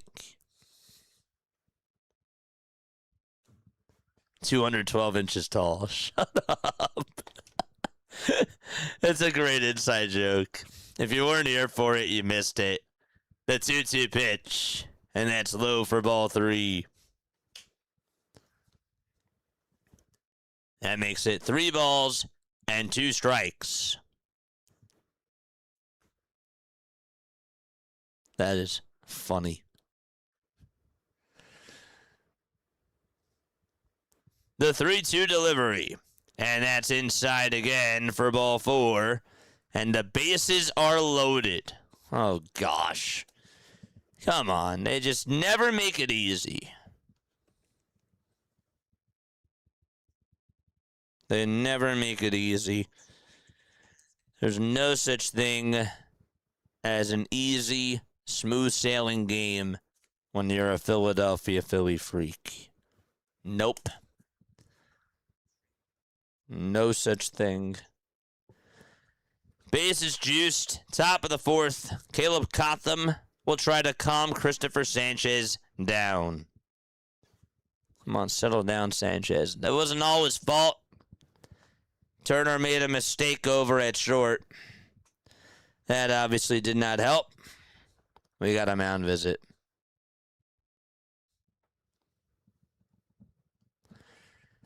Bases juiced. 2 outs. Top of the 4th inning. 6-0 Philadelphia.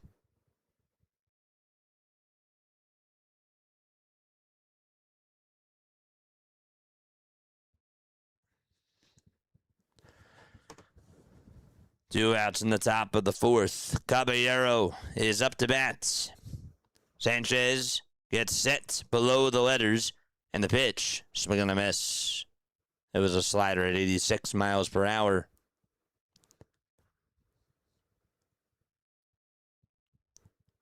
Phillies bullpen is a 4.4 ERA. That's 22nd best in baseball. Opponent's batting average is 24th best in all of baseball. Did I say basketball? Baseball. Wow. The pitch is taken for a strike, and the next one after that is taken for a ball. It's 1 ball, 1 strike to Jose Caballero. 6-0 Phillies. Top of the 4th. Sanchez kicks, deals, swing and a miss. Jose Caballero has bases loaded. And with the bases loaded this season, he is 2 for 6 with 4 runs scored.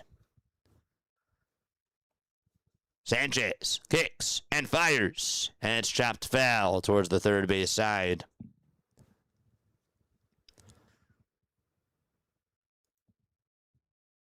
Gotta get some more runs here. Folks, don't forget to like, don't forget to subscribe, and turn on the bell icons, too.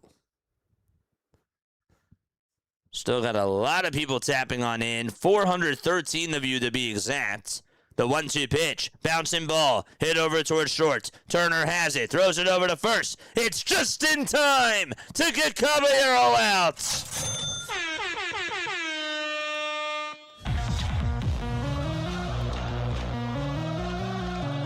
4 scoreless innings for Christopher Sanchez. That one got dicey, but they got out of the jam.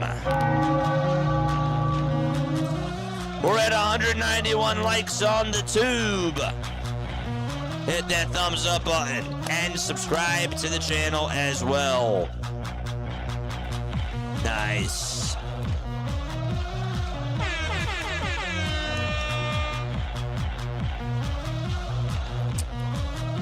Some more stuff that has happened on this day in Philadelphia Phillies history. Well, in 1988 on this day, Mike Schmidt appeared in his 2,155th game at third base, and that was a new National League record.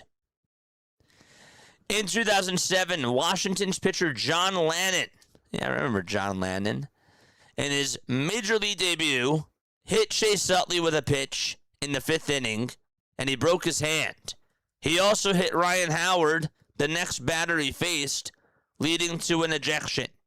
He was only the 5th player to be ejected in his debut. He made his Major League debut, and he got ejected. 4 years later on this day, in 2011, the Phillies collected 4 homers in a 7-2 victory over the San Francisco Giants. They got contributions from Howard and Utley. It was the 40th time they both hit one in the same game, breaking the record previously held by Schmidt and Lazinski. And finally, on this day in 2018, in a 9-4 win at Cincinnati, the Phillies tied a team record with 7 homers. Rhys Hoskins, Maikel Franco, and Nick Williams each hit 2 in that game. The other one was Carlos Santana, but just missed a second when it bounced off the top of the outfield fence. Pretty wild. All right, time for us to go to the bottom of the 4th inning. It is a 6-0 lead for Philadelphia. And the pitch, check swing ground ball, hit over towards third base. And the throw to first base, Rincones beats out the throw.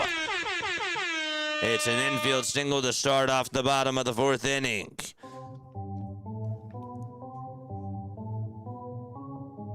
They made the throw from third over to first.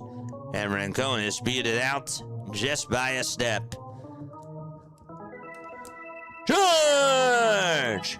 Pete Crow Armstrong is tuning on in over on TikTok. I hope you had a good day, my friend. I haven't even checked your stats. Aaron Boone is going to make a move, and that is going to do it for Will Warren. How did you do today, Pete? How did you do? Your team lost, but they were down like 8-0. You went 1 for 5. You got an RBI. Number 61. Nice.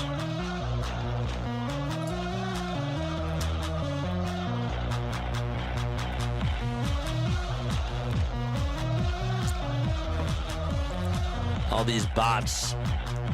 Is there any real humans on here? Is there anybody on here? Yeah, I like that. It's a good dad joke. I got him. I pull it up. Sometimes they just come, you know? You never know what I'm going to pull out of my sleeve. When I go to my bullpen, I go to my dad jokes. You just never know which one I'm going to go to or which one is warming up in that pen. Sanchez is at 67 pitches. Nice. Do we think that that was on purpose? Absolutely no way, no how, as Rob Parker says. Yeah. Folks, my name is Jason Joseph. This, of course, is Play-by-Play with JJ. Don't forget to like, don't forget to subscribe, and turn on the notification bell icons if you are a Philly freak like me. If you love the Phillies with all your heart, with all your soul, and with all your might, consider subscribing to the channel. This is free. I don't charge anything. The only thing that you're contributing to this channel is time. That's it. It's just time. And if you enjoy Phillies content, if you want to invest your time into that, consider subscribing and following the channel. We also have shorts that we post, TikTok shorts, and Instagram reels, and posts on Twitter as well. Make sure that you guys go check us out on there. One of the mods or one of the members or whoever will type in !socials, and that will direct you over to my link tree, which will give you access to all my social media pages. Nice. JJ's always bringing the heat from the bullpen. Absolutely. Yes, I am. It's great. Here's the pitch. It's inside for a ball to Justin Crawford, who's 0 for 1. Tim Hill is on the mound. You thought it was coming. It didn't come. The 0-1 pitch, and that hit Justin Crawford, he says. So they got him right on the elbow, and the Phillies are going to challenge this. I think that the home plate umpire said that it hit the bat. And the Phillies are going to challenge this, I believe. Let's look again. Yeah, it hit him. Hit him right there. It didn't go. Didn't go. I don't think you checked the swing. No. Looking at it again, it got him right near the elbow. And he should be going over to first. They keep showing replays. And you don't know if they're challenging or not.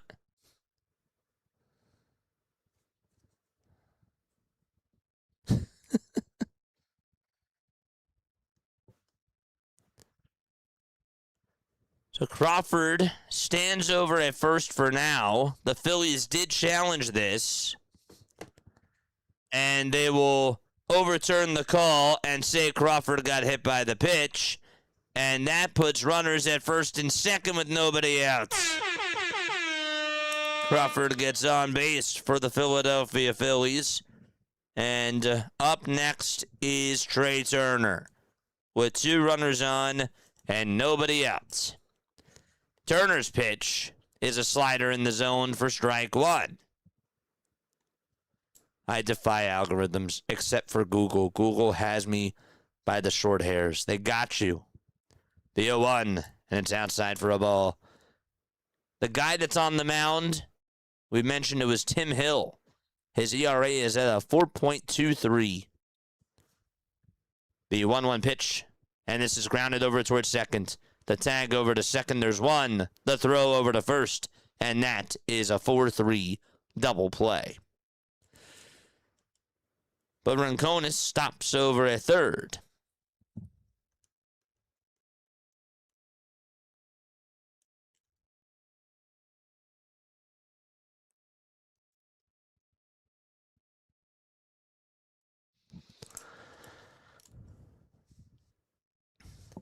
Two outs, bottom of the 4th. Schwarber's up next. He had the sac fly his last time up. And he takes the pitch upstairs for a ball. His national broadcast just put Kruk on like he's a circus entertainment. 1 ball, no strikes. The 1-0 delivery. It's down in the late for ball 2.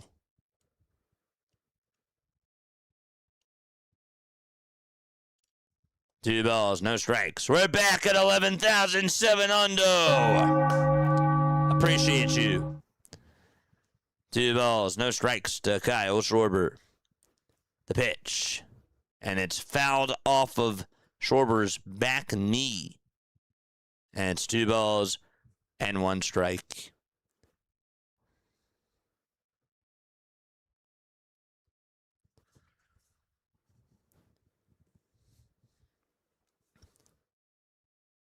The 2-1 pitch. Schwarber grounds it foul over towards the first base side.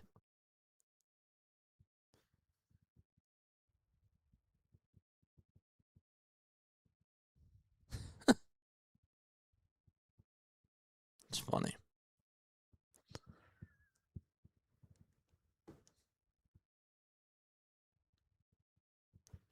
The 2-2. Outside for ball 3. We had a trade that just occurred 9 minutes ago. The Athletics acquired Scott Blewett. 3-2 pitch.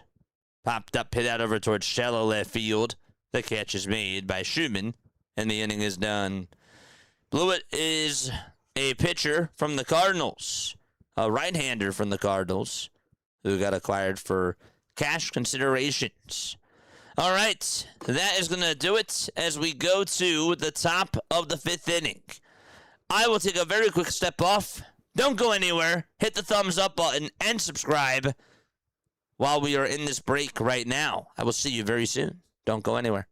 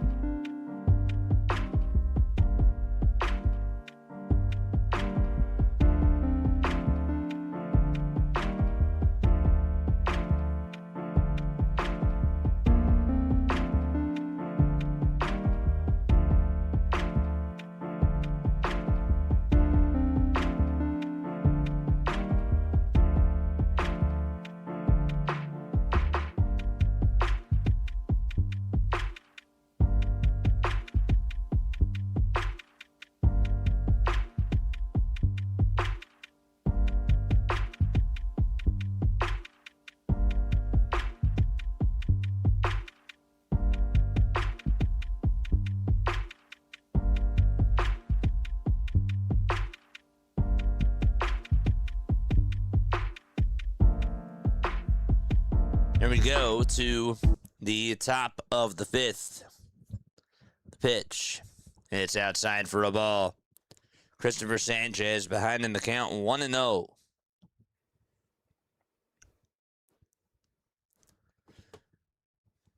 Five seconds left on the pitch clock. The 1-0 pitch. And that is in there for a called strike. Trey should have to wear a trash can on his head when going back into the dugout after doing something bad. Like how they wear home run hats. That's crazy. That's diabolical. 1 ball, 1 strike. The pitch. And a line drive hit out to left field. It'll get down for a base hit. Marsh will cut it off. The throw is drawn over to second. And a leadoff single allowed by Christopher Sanchez.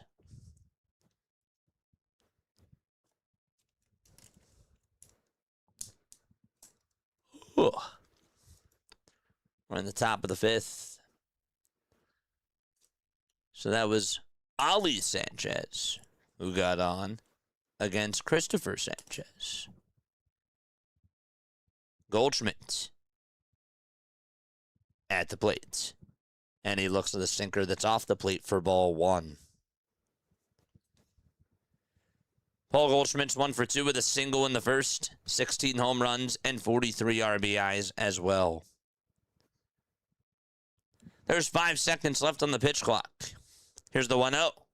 That's down and inside for ball 2.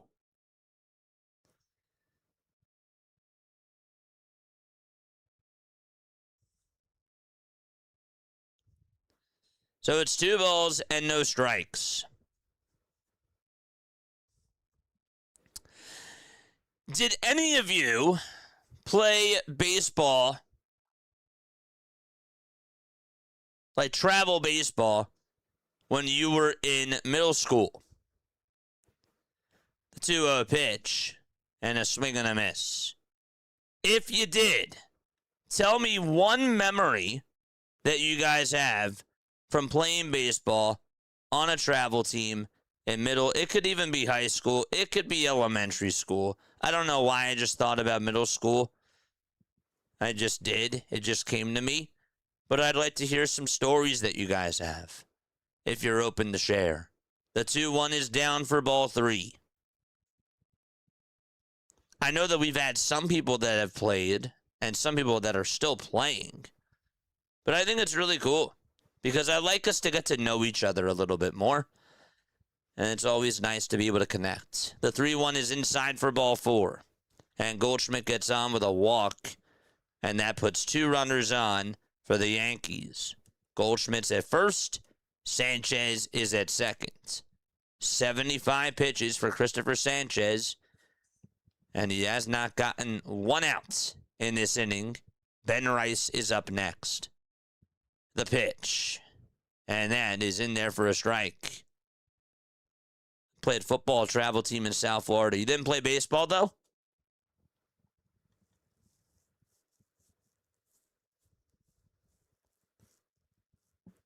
No balls. 1 strike. The 0-1. Swing and a miss. What is going on? We're talking about baseball experiences. If you played travel baseball in middle school, elementary school, high school, we're having people share stories. That's what's going on. No balls, 2 strikes. The 0-2 delivery. And there's a line drive played on the hop by Stott. The throw to second, there's 1. The throw to first, not in time. It's a 4-6 fielder's choice.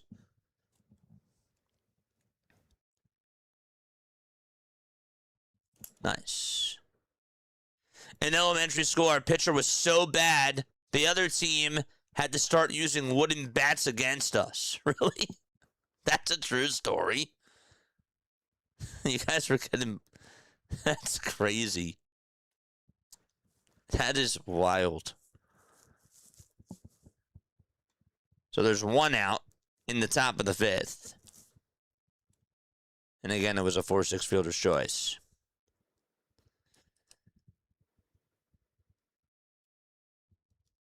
The toss back over to first. That's going to get away from Bryce Harper, and a run is going to score. And that's going to make it 6-1. And now we have a runner over at second base. I mean, that throw was way above Bryce's head. Sanchez just could not get it into his glove. He threw it way too high. And Rice is back at second base. So Sanchez scores. The Yankees are on the board. And it's a 6-1 ball game. 1 out in the top of the 5th. Sanchez kicks, delivers, and it's low for a ball. I played all through school. The field we had didn't have a fence for homers. I once ran to catch a home run ball well past where the fence should have been playing in center field. I caught it, but they ruled it a home run. That is awful. Oh, that's terrible. That's ridiculous. I would have been so ticked off. 1-0 pitch is down for ball 2. I would have been so ticked off. 2 balls, no strikes. Sanchez kicks, deals, and a blooper hit out towards shallow left center, and that'll get down for a base hit as well. Crawford will throw it back over towards the mound. and Rice will stop at third. Advancing to second is Rosario, and there's a one-out base hit by Ahmed Rosario. Sanchez leaving his changeups out over the middle of the plate, and the Yankees are taking advantage. Just not getting the break that it was getting. And that actually was a slider there. But still. Man. I was so bad in Little League. My team only won one game all year.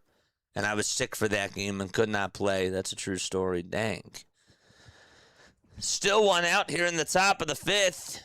And Jason Dominguez is up to bat for the Yankees. Again, the Phillies were up 6-0. And now it's a 6-1 ball game.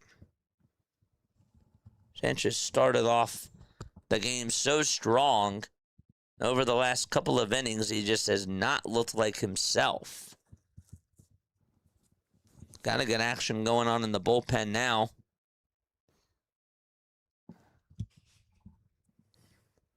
Everybody's sitting. Somebody warm up. Dominguez in the box. Sanchez gets the signs and deals. And it's fouled off towards the right side. Football, and more football, and a little basketball on the side. No interest in baseball as a kid other than following the Phils. I should have waited for an Eagles chat. No worries. You're good. No worries. Just curious. The 0-1. Line drive, foul ball. Nice play by the ball girl there. That ball hit off the tarp. Rolled right over to her, and she scooped it up. That was pretty impressive. My senior year playing, my batting average was over 600 because I got walked a lot. Nice. I remember those days. If you hit it in the tall grass, it's a home run. Even if you catch it, it's annoying. 0-2 pitch, grounded over to third. They won't get the runner from that's going over to home plate out, but they'll get the easy out over at first. And that puts a runner over at third. And Jason Dominguez gets an RBI ground out to cut the deficit to 4.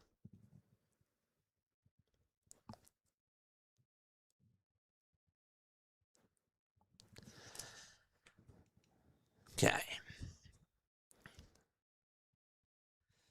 2 outs, top of the fifth. And it's Anthony Volpe's turn. The shortstop takes the sinker off the plate for a ball. So far in this inning, the Yankees have put up 2 runs. Sanchez scored on a pickoff error by Sanchez. Ali Sanchez scored. And then Jason Dominguez grounded out to third. And Ahmed Rosario went over to third. And Ben Rice scored. 2 balls, no strikes. Sanchez fires again. And another line drive, base it out to left field, and this will cut the deficit in half.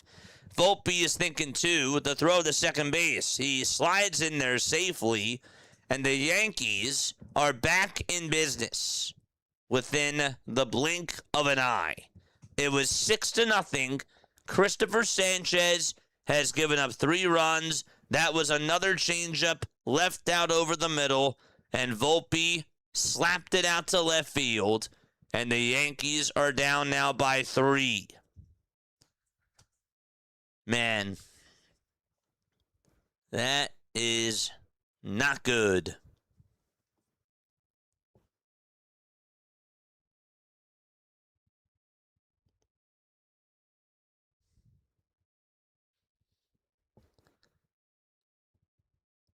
The pitch, another foul ball.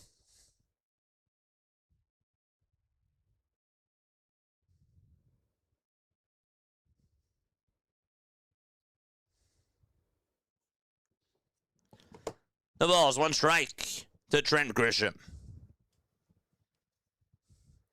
Runner at second, that's Anthony Volpe. Sanchez gets set below the Phillies letters, kicks and deals, and it's fouled off of his knee. hit the dirt first. Then it hit his knee. It's now 0-2. Yankees have put up 3 runs in the 5th inning. Phillies are up 6-3. Bohm had a bases clearing double. Stott hit a solo home run. Schwarber hit a sac fly. And Stott also had an RBI single. The 0-2. And that's going to get away from JT. The pitch was outside and low. It bounced in the dirt. And Volpe is now at third base. Just like that. And it's 1 ball and 2 strikes. What is going on with the Phillies? Not a good pitch by Sanchez, but JT should have picked at that.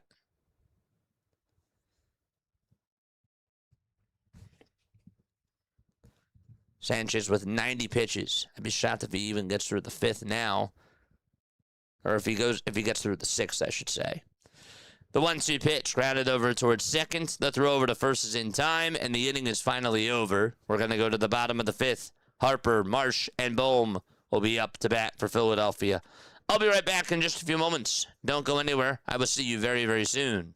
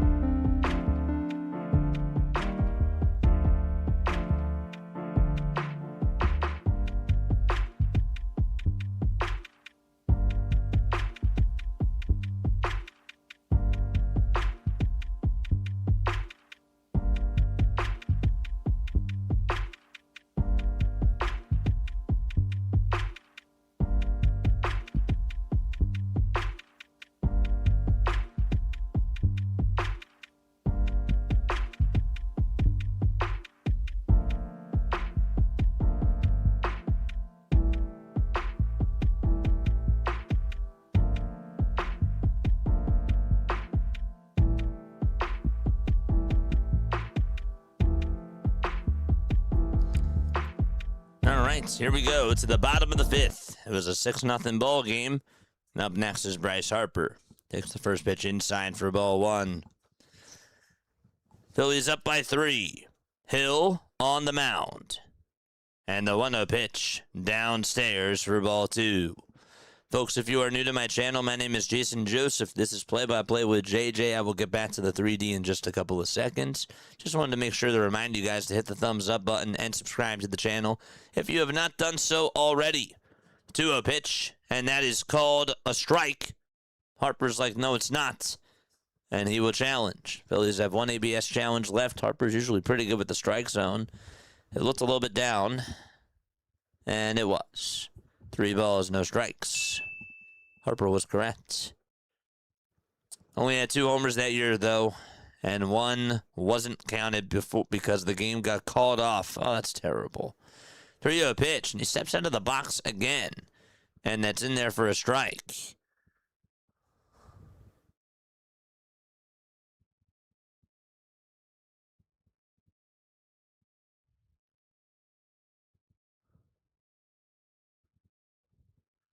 3-1 pitch, and that's inside for ball 4. And Harper gets on with a walk anyways in the bottom of the 5th. All right, come on.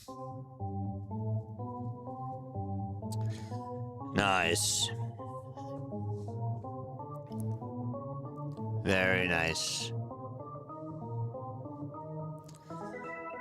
George! It's Brandon Marsh's turn. Bottom of the 5th. Runner at first. The pitch. It's a sinker at 87 miles per hour. Hit that thumbs up button and hit that subscribe button as well. We have 340 people still tapping on in with us. We appreciate you guys. The 0-1 pitch and a line drive base hit out to left field by Brandon Marsh. And that puts runners at first and second for Philadelphia.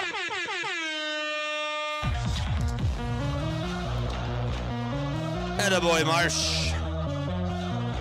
Attaboy. Let's go.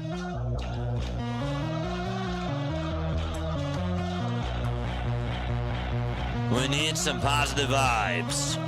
Boone says goodbye to Tim Hill.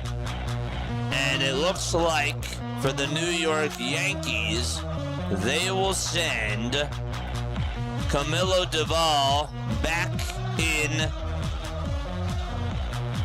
the game.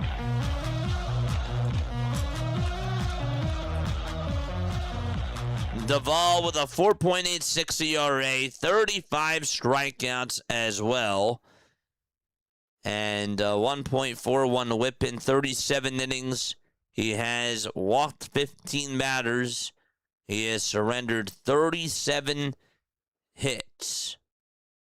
Is that correct? 37 hits and 27 runs. Been with the Yankees since last year's trade deadline.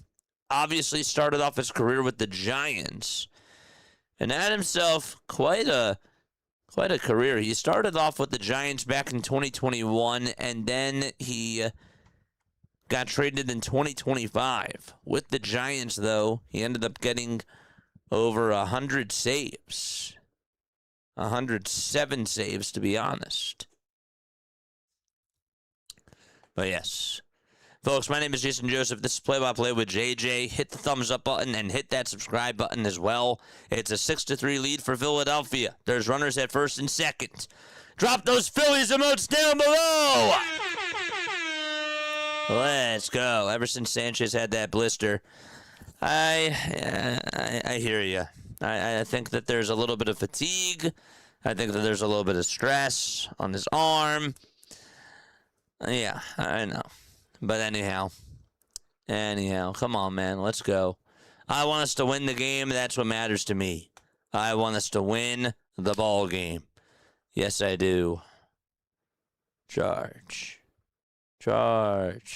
Yeah. Just kidding. Let's go! Duvall with 41 games. Opponents are batting 1.018. That's actually their OPS against him. That's pretty weird, though. I don't know why they put it as batting average. That wouldn't make any sense. Bohm is up. He had a bases clearing double his last time up. The Phillies need some extra insurance right now. Duvall gets set and deals. The pitch is in there for a strike. Duvall did go an inning and 2/3 against the Dodgers.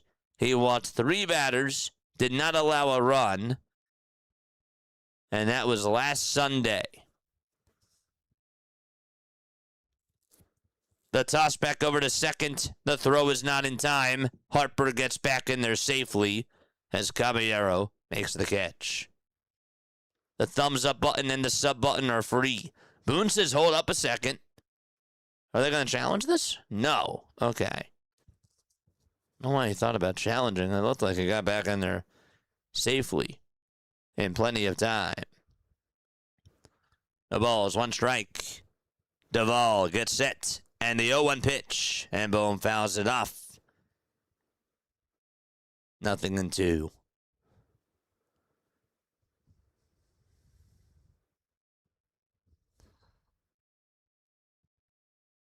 Next Sunday is Red Sox and Dodgers.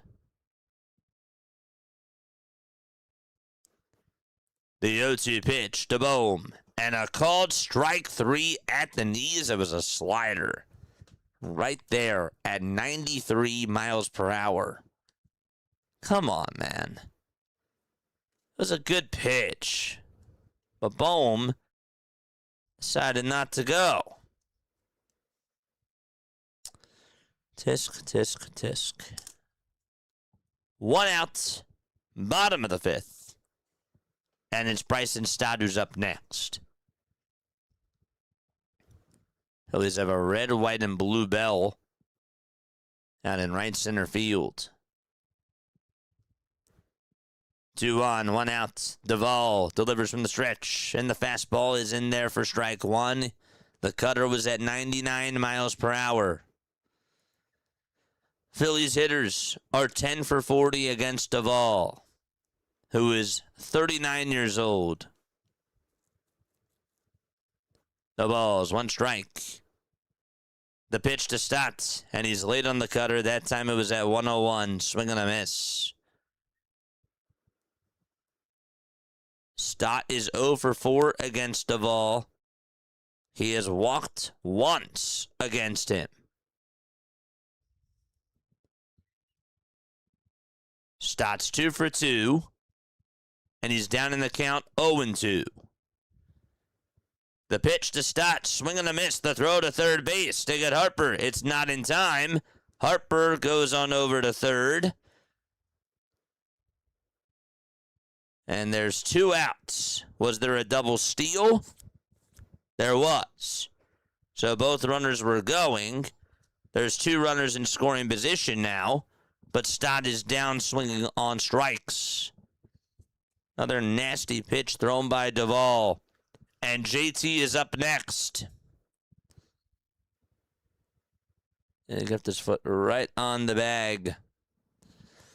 Come on, JT. Let's go. 2 outs.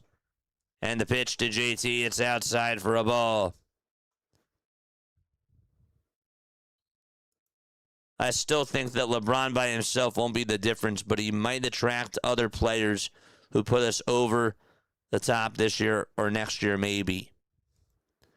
1 ball, no strikes. The 1-0 delivery. And a ground ball fouled towards third base side.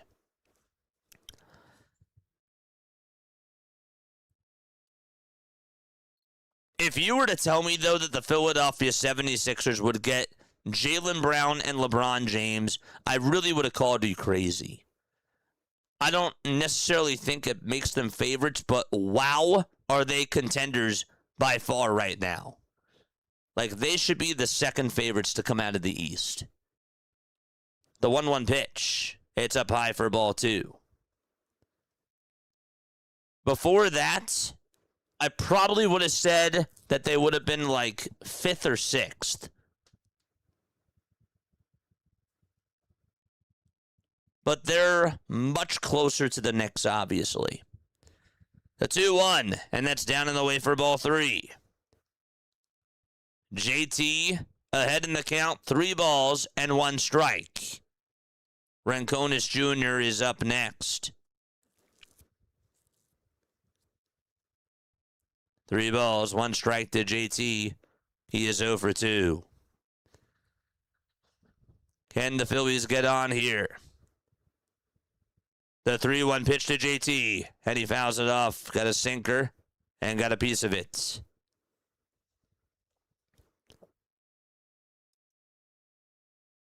Tonight, the Philadelphia Phillies are 2 for 6 with runners in scoring position.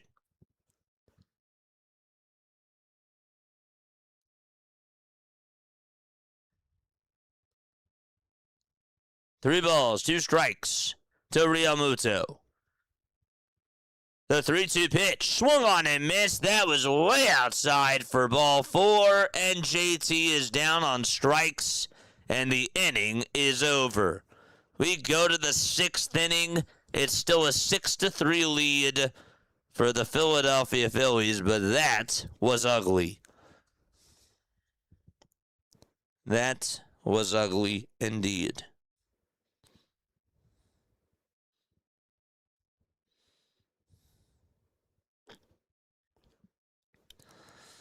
Man.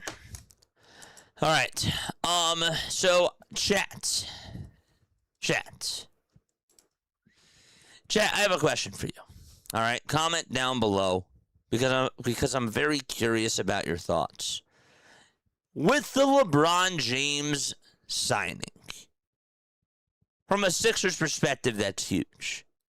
And obviously one of their biggest free agent signings in their franchise history.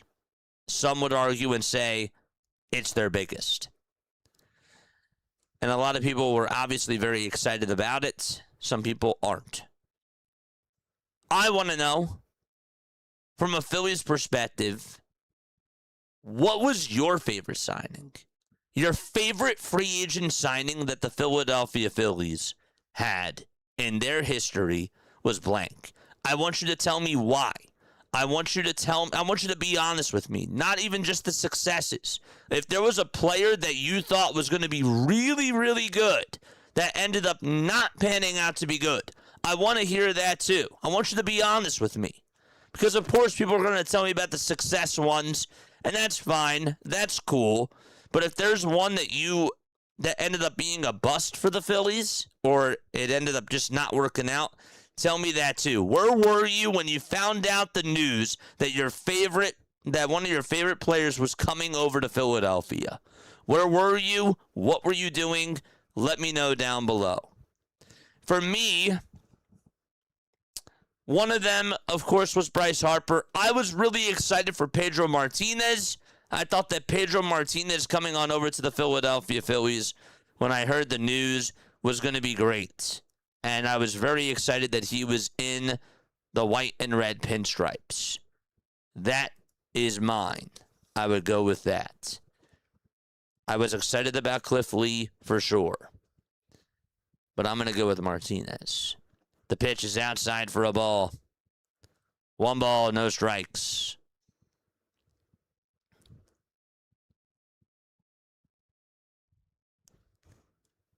One ball, no strikes. The 1-0 pitch, and that's outside. Pete Rose, for obvious reasons. Where were you when you found out Pete Rose was coming on over to Philadelphia? I was in the gym when they signed Bryce Harper. You were in the gym and you just found out on your phone? That's cool. The 2-0 pitch, and that's in there for a strike. Baseball, definitely Pete Rose. Where were you when you found out Pete Rose was coming on over to Philly? 2 balls, 1 strike. Sanchez kicks and fires. And a ground ball hit sharply over towards short. Turner backhands it, throws it over to first, dug out by Harper. And there's 1 away in the top of the 6th inning. I was in school when I found out Pedro Martinez was coming on over to Philly. That's when I found out personally. And it was one of my teachers who announced it to the class. And I was really excited about that. That was a nice snow cone, by the way, by Bryce Harper on the digouts. The pitch, line drive caught over at shortstop by Turner. And there's out number 2. 2 up and 2 down. I would go with the Flying Hawaiian. Where were you when Shane Vittorino signed over here? Pat the Bats. I think I was in 5th grade when Pete Rose came to Philly. Probably read about it in the newspaper. Gotcha. 2 outs. The pitch. And a called strike to Ali Sanchez. C. Miller, thank you so much for joining on in on TikTok. The ball's 1 strike. Sanchez kicks and delivers. And a ground ball hit out over towards left field for a base hit. These balls are getting hit really sharply off of Christopher Sanchez. I don't like this. Another 2-out single by the New York Yankees. And Goldschmidt is up to bat next.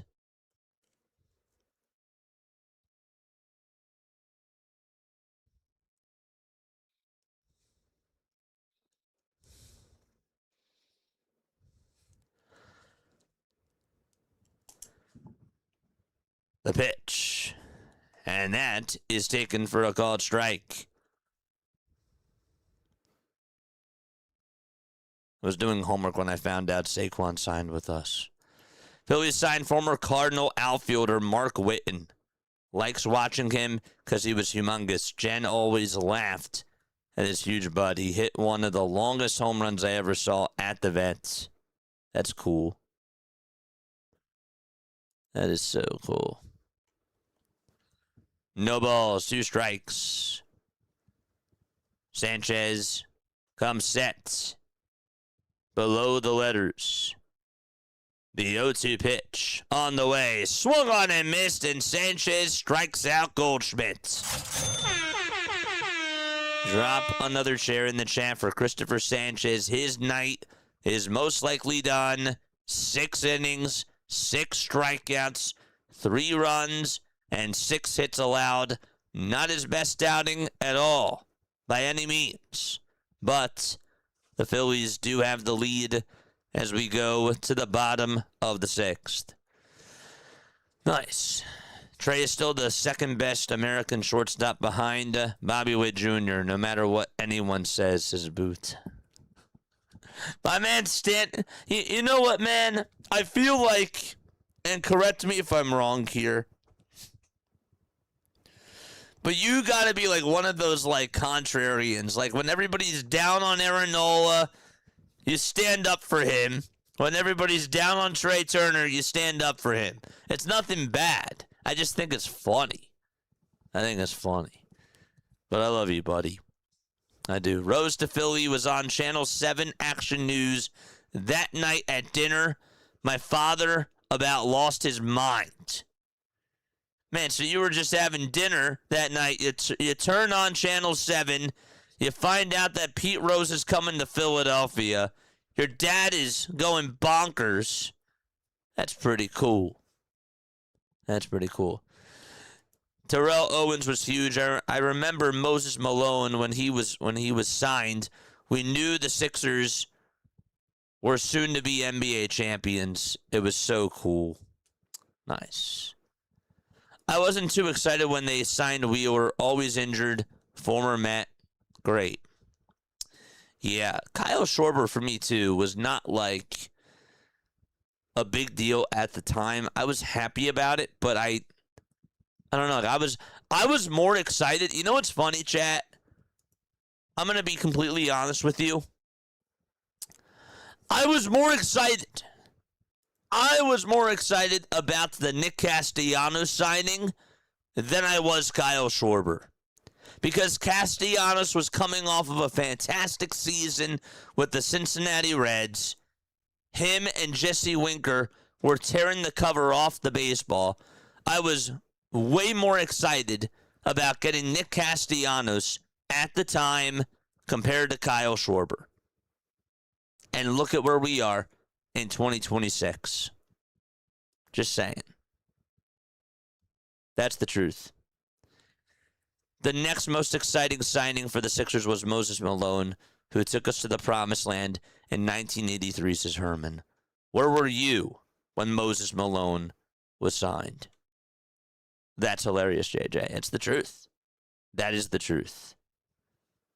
I was way more excited about Castellanos. Think about it. He had really good numbers that year. We were like, a lot of us really were through the moon. Now we forget about it because, again, it's sports and we have short-term memories.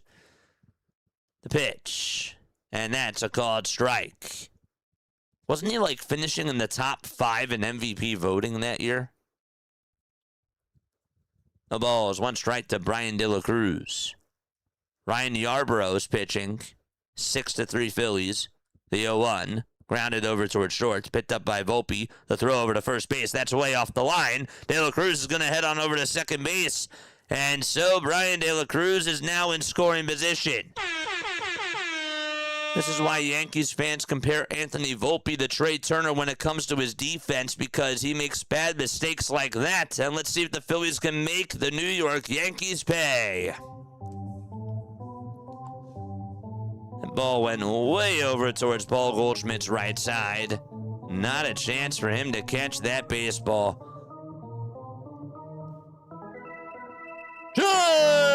George! Nice. So that goes down as an E6. No doubt about it. Crawford comes up and shows bunt and hits it over towards the third base side. Here's the throw to first base, and it's not dug out by Goldschmidt. He dropped it. De La Cruz is over at third. Excellent bunt by Crawford. He got it down the third base line. The third baseman came on in, made the throw over to first base, had to hurry, and Goldschmidt could not dig it out. It actually hit off of Crawford's foot. Now that we look at the replay, so he would have been safe anyways.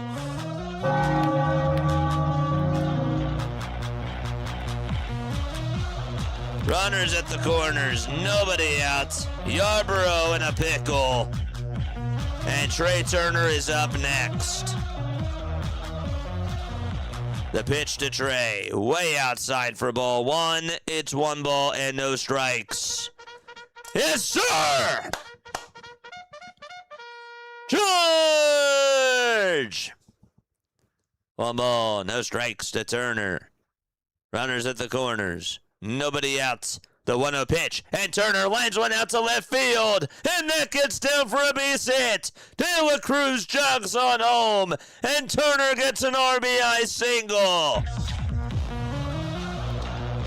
Runners at first and second. Turner gets it off the end of the bat and extends the lead.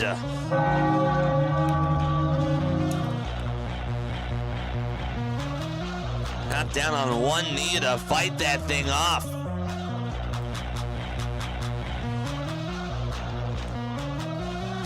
All of this started thanks to an error by Volpe.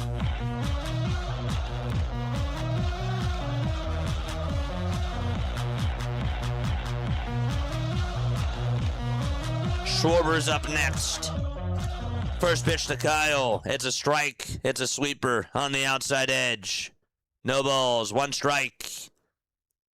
It's a 7-3 ball game. 7 runs on 10 hits for Philadelphia. Kyle Schwarber is second in baseball in home runs. The last time he homered was last Saturday. The toss back to second. Volpe makes the catch, and the throw's not in time to get Crawford. JJ, I agree. Castellanos, by the way, is he still available? Yeah, he is. There's a reason why that he was dropped.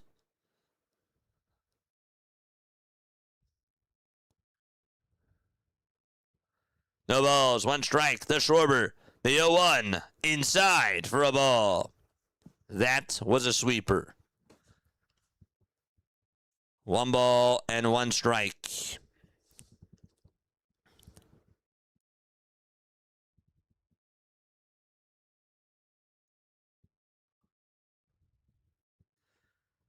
Here's the 1-1 pitch, and that's foul tipped. 1-2.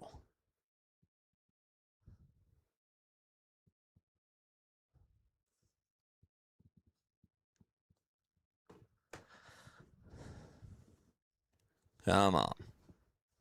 Just got a piece of it. 1 ball, 2 strikes. Yarborough gets set. And the 1-2 pitch to Schwarber. Lays it off, but did he go? No. They showed the umpire's angles. That's the angle behind the plates. It's a little bit hard to see from that angle, but it's 2 balls, 2 strikes. Harper is up next. Crawford's at second. Turner's at first. Wheels on the base pads. Runners go. The 2-2 pitch, and it's fouled back towards the screen. And the runners have to go back to their stations. Let's get more runs, says Allen. Yes, sir. Desiree's back on TikTok. Yes. Crawford had that bag stolen, too. He did.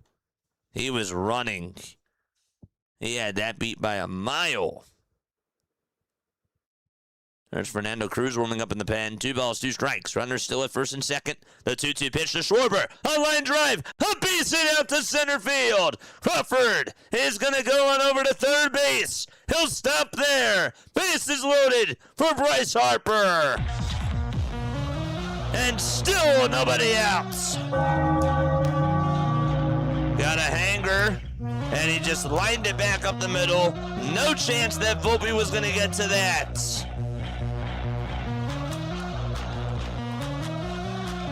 And Kyle gets on for the third time today. All smiles in the dugouts. Bust this thing open, Bryce. Let's go! Harper's in the box. The pitch inside for a ball. It's 1-0 to Bryce Harper. Harper has 8 career grand slams. 1 ball and no strikes to Harper. 5 seconds left on the pitch clock. The 1-0 pitch to Bryce. It's way up high for ball 2. Yarbrough's out of sorts.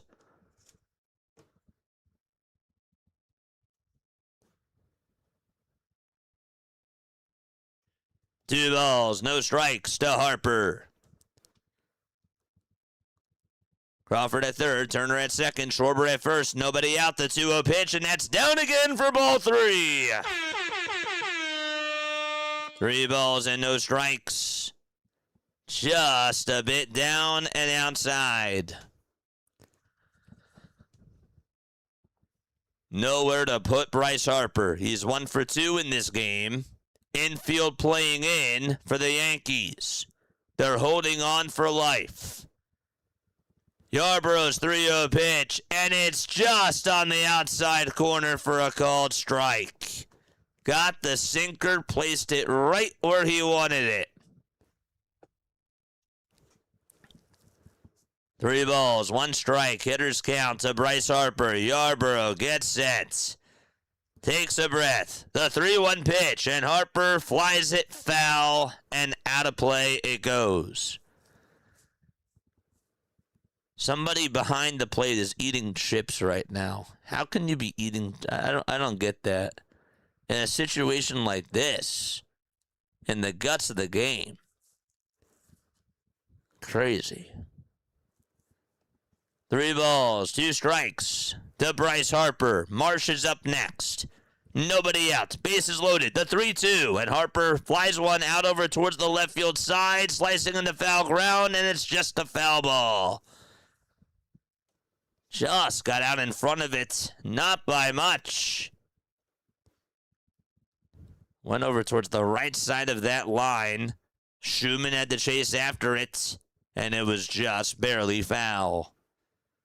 Harper goes back towards the plate, and he will step into the batter's box. Kids are jumping up and down. Not an empty seat right now. 3 balls, 2 strikes to Harper. Yarbrough comes set. And the payoff pitch to Bryce. And that's in there for a called strike. 3 at the knees at 89 miles per hour. And 1 gone in the bottom of the 6th. For him to be down in the count 3-0 and to work his way back into the count and strike out Harper, that was impressive.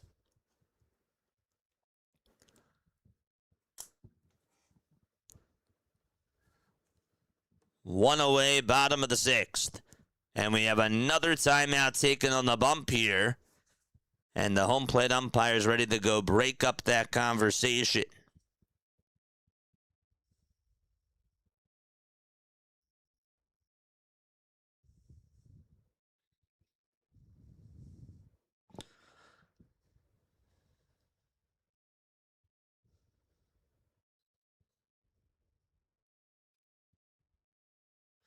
Here comes Marsh.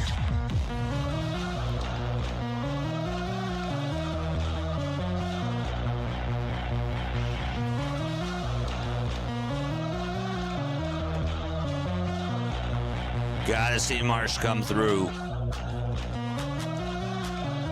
Bases loaded. 1 out this time. Bottom of the 6th. And the first pitch to Marsh. Downstairs and outside for ball 1. D.D. Gregorius, that was a good one. I was excited for D.D. I was very excited for D.D. 1 ball, no strikes to Brandon Marsh. The 1-0 pitch to Marsh, swing and a miss. He wanted that one. It was on the inside corner. It was at the knees, and he swung right on through it. A .298 career hitter with the bases loaded.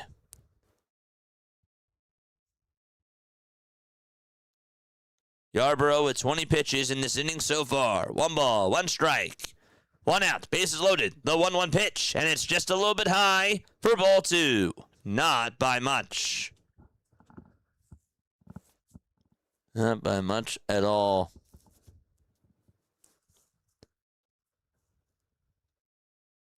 Catch is active. That's cool.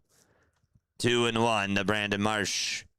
Yarborough kicks and fires, and Marsh flies one foul towards the right side. And was a little bit early. Folks, if you are new to the channel, hit the thumbs up button, hit the subscribe button. We got 421 people on here. We're trying to get to 500 likes. We're at 254. 2-2 to Marsh. The pitch on the way, and he slices it foul once again.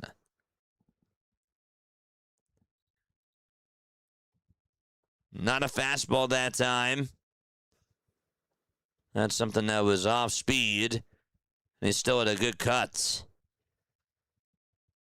2 balls, 2 strikes. Yarborough not wasting any time. Kicks and deals, and Marsh swings and misses at the sweeper. And there's out number 2. Back-to-back strikeouts for Ryan Yarborough. So many opportunities. Just could not get anything there. Wasn't patient. And it's Alec Boehm's turn.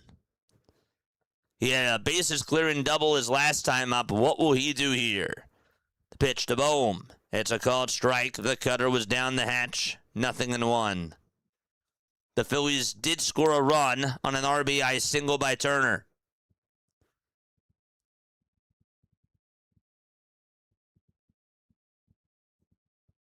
The balls, 1 strike to Boehm. The pitch, and it hits him! And then he'll drive in another run!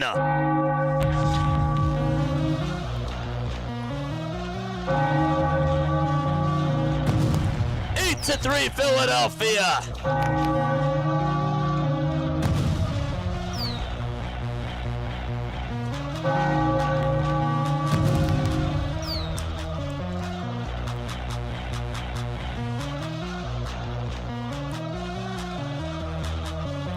Stott will be their 8th man to come on up.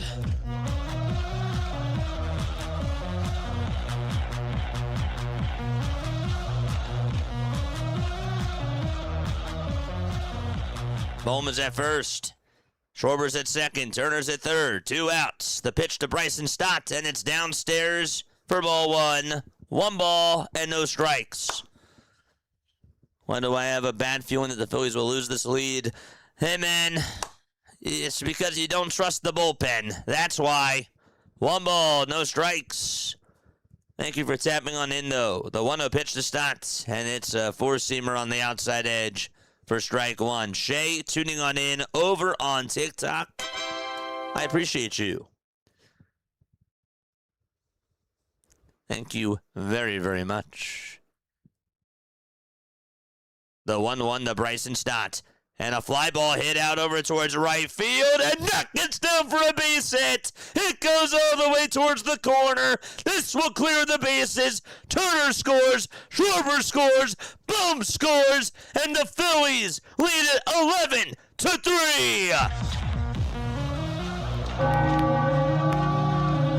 Another bases clearing double by Philadelphia. This time it starts.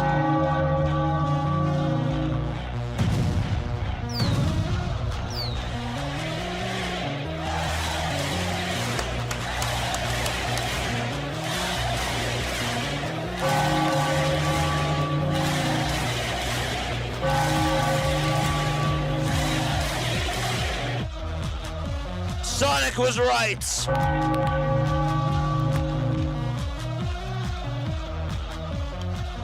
Here's JT's pitch, and that is inside for a ball. 5 runs in the bottom of the 6th for the Philadelphia Phillies. They lead it by 8, and the count is 1-0 to JT. The pitch to JT. The sinker is in there for a strike.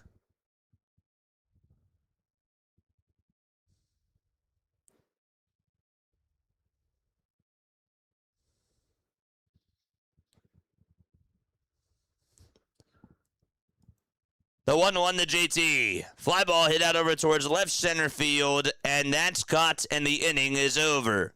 But the damage is done. We'll be right back. The Phillies lead it by 8 runs. 11-3 is the score. I will see you very, very soon.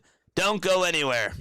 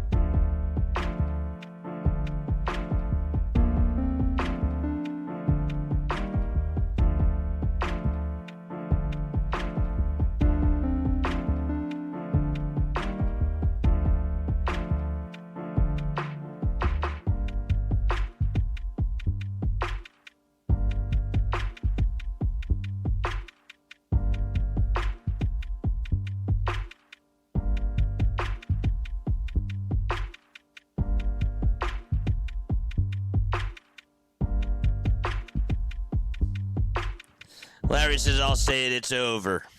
Nah, I'm not saying anything because this bullpen. Oh, man.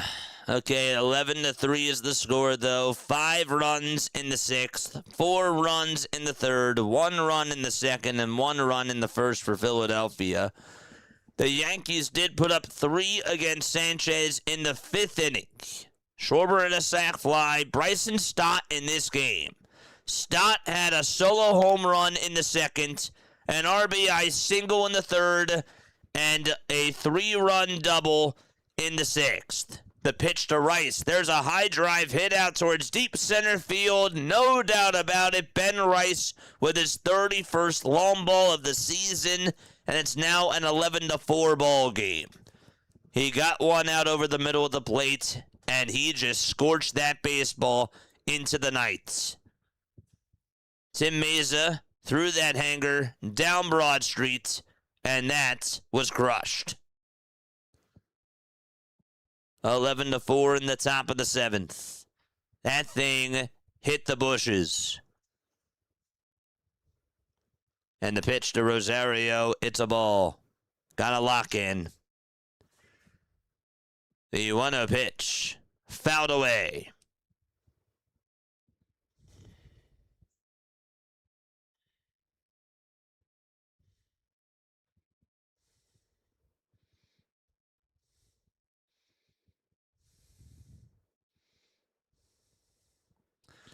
The pitch. Swing and a foul ball.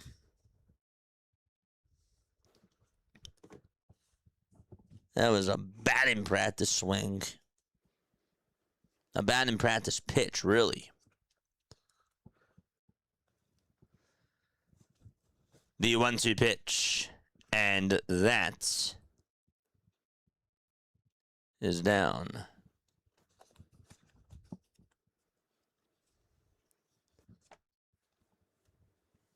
Top of the 7th.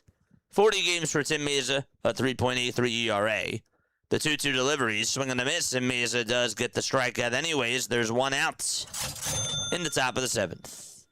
What's up, JJ? Just turned on in can. Just tuned on in. Can you fill me in on what happened? Just did. Bryson Stott is on cycle alert. He had a solo home run, an RBI single, and a bases clearing double. Nothing and one is the count. No balls, one strike. Top of the 7th, one out. The pitch is up high for a ball. Schwarber hit a sac fly in the bottom of the 1st. Stott hit a solo home run in the bottom of the 2nd. Bohm had a bases clearing double in the bottom of the 3rd. And Stott had an RBI single in the bottom of the 3rd. That made it 7-0 Phillies. The 1-1 pitch, fouled off. Sanchez, Ali Sanchez scored on a bad pickoff attempt by Christopher Sanchez. And then Dominguez had an RBI ground out, and Volpe had an RBI double. That made it 6-3. All 3 of those runs were allowed by Christopher Sanchez. That came in the top of the 5th. 1 ball, 2 strikes here to Jason Dominguez. The 1-2 pitch, and that's low for ball 2. In the top of the 6th, Trey Turner had an RBI single to make it 7-3. Bohm got hit by a pitch with the bases loaded. That made it 8-3. And Bryson Stott had a bases clearing double that made it 11-3. The 2-2 pitch grounded over towards 3rd. The throw to 1st is in plenty of time, and there's out number 2. And then in the top of the 7th, Ben Rice hit a solo home run, and that's how we've gotten to an 11-4 ball game. All right. Will Warren today for the Yankees went 3 innings. He allowed 6 earned runs on 6 hits, 2 walks, and 5 strikeouts. Christopher Sanchez did not do well. He did go 6 innings. He allowed 6 hits, 3 earned runs on 3 walks, and he struck out 6. Volpe is up, and he takes a ball. Right now, we're in the top of the 7th. There's 2 outs, nobody on, and Anthony Volpe, who's 2 for 2, is up to bat. The 1-0 pitch, swing and a miss. Did I catch everybody up? Was that a good recap? That was a mouthful. 1 ball, 1 strike. The pitch. And it's down for ball 2. It's tough because I got to do it like in between pitches. And when there's a lot going on, you know, it's a lot to talk about. The 2-1. Swing and a miss. Plus, we got trivia coming on up.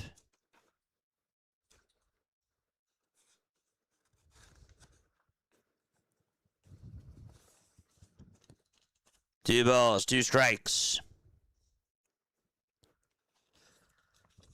2 outs. Top of the 7th. And the next pitch. Swung on and missed. The inning is over, and the side is retired. We go to the bottom of the 7th. It's 11-4. Okay. Bottom of the 7th coming on up for the Philadelphia Phillies. I'm going to ask you a Philadelphia Phillies trivia question. If you get it right, you will hear this. If you get it wrong, you will hear this. And you got 30 seconds to answer this question, so get your keyboards ready. I'll give you 5 seconds to do so. The question that I have for you. Which Philadelphia Phillies pitcher won Game 3 of the 2022 NLDS? Which Philadelphia Phillies pitcher won Game 3 of the 2022 NLDS? On your marks, get set, go!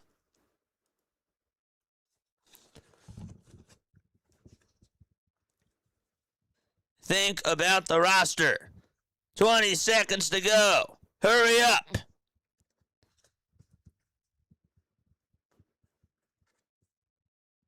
Let's go. 15 seconds.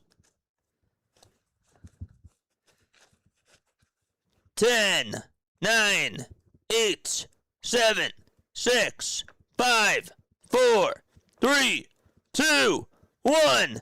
Aaron Nola is correct. it! Nola got the win. He became the first Philly ever to pitch at least 6 innings and allow no earned runs in each of his first 2 career postseason starts. Aaron Nola is right. William got it.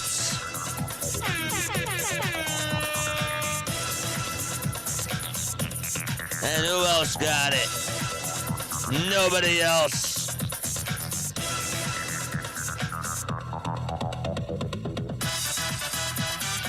Let's go. Nice job. Took a wild guess. You were incorrect. Oh, man. Lots of long innings. That's why I gotta wake you guys up. Aaron Nola is correct. That was a great trivia question.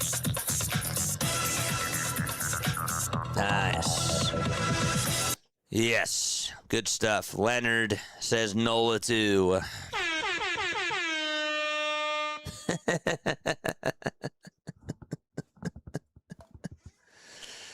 Cheers, everybody. Look, I am. Don't forget to like. Don't forget to subscribe over on YouTube. Michael says I'll be ready for the next one. Oh, I'm dumb. I didn't hear the question. No, man. You're good. You're totally fine. It wasn't we were, though. He won Game 3 of the NLDS.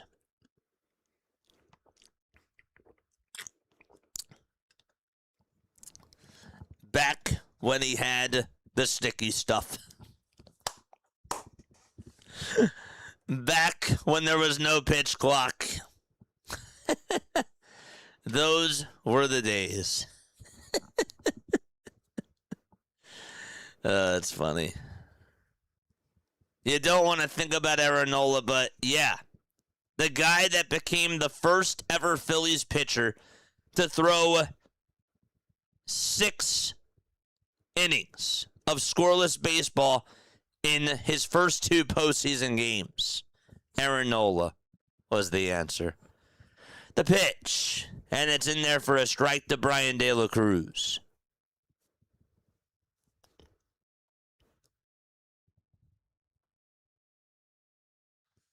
No balls, 1 strike, the 0-1 pitch, and De La Cruz lines one out over towards center, and that gets down for a base hit. Brian De La Cruz with a leadoff single in the bottom of the 7th inning. No challenges either. It's more fun when the Phillies are winning. Of course it is. That's why people stay on. People are happy. And who wants to tune on in to a team that is losing? It's just what happens. It's out of my control, but I'm happy that we're having fun. Crawford is up. Bottom of the 7th. The pitch. Fouled off. Back when he had the sticky stuff in avocado at the PEDs. Oh, gosh. No balls. 1 strike to Justin Crawford. Yarbrough, not wasting any time. Throws the 0-1 to Crawford, and that ball sliced out towards left field, but that's caught for out number 1. Nice catch. Just to not have the drop.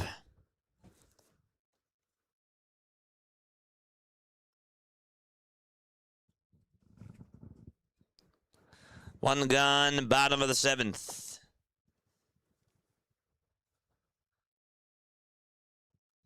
Here's the pitch to Turner. Grounded over towards short. This should be 2. The throw to second, there's 1. The throw to first, and that is a 6-4-3 double play.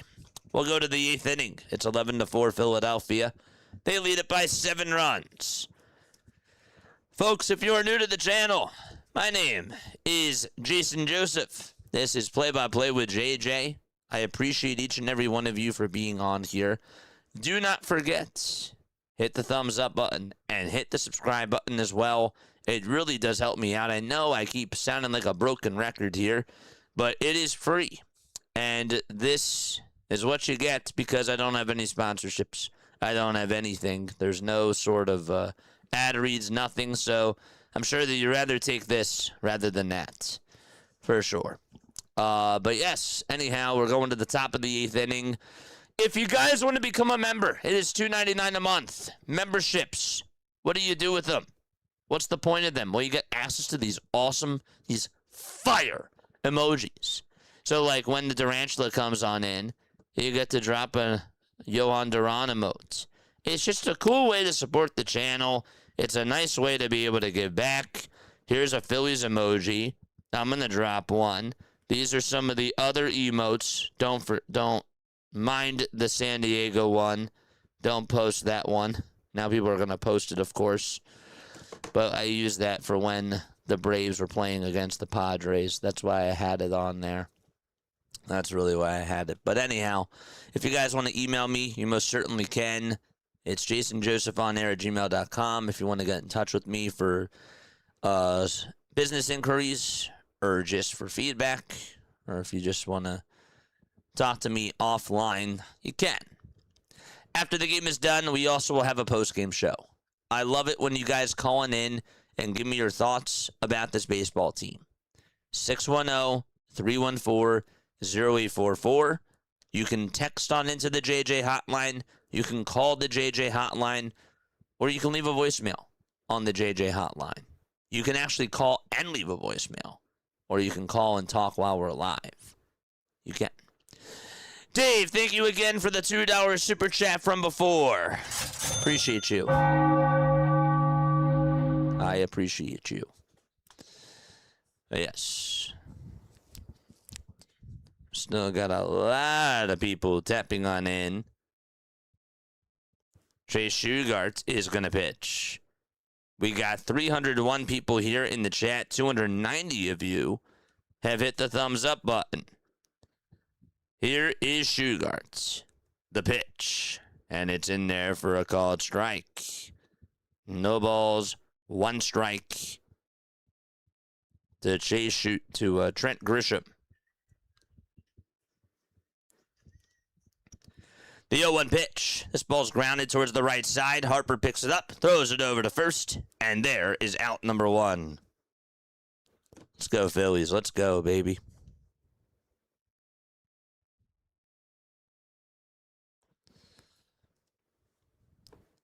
One out, top of the 8th inning. Nobody on. One away. And the Phillies lead it by 7.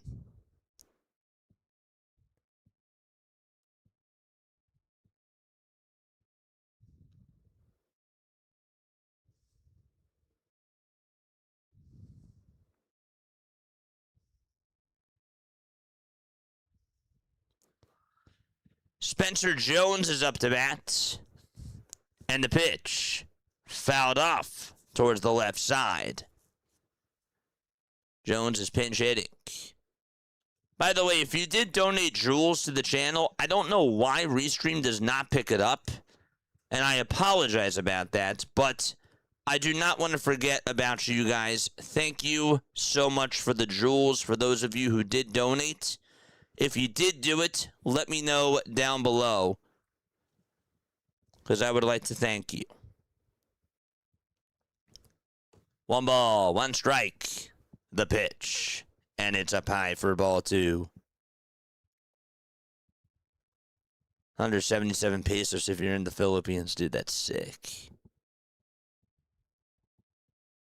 What's up, Ariel? How you doing, buddy? The 2-1 pitch. It's outside for ball 3. By the way, Ariel, we're back. Well, we can't stream on Facebook yet, but I am back on Facebook.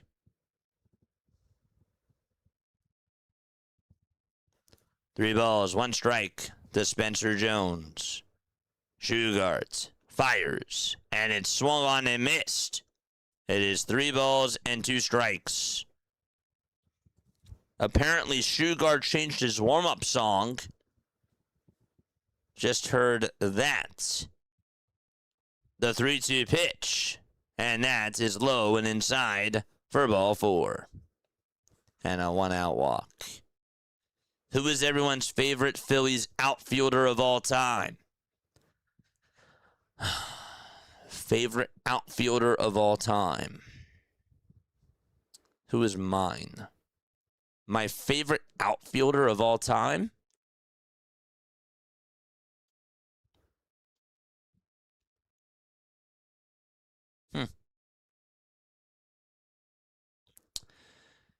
The pitch. And this ball's grounded foul.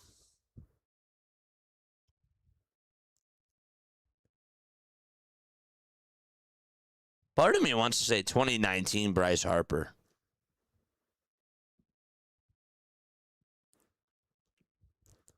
The 0-1 pitch. And it's high for a ball. I would probably have to say Jason Worth. I think that's a fair one. I liked Aaron Altair defensively.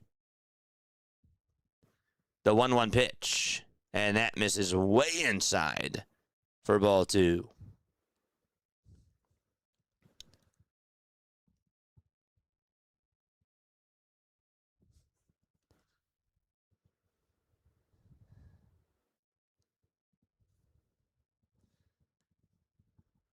Two balls, one strike.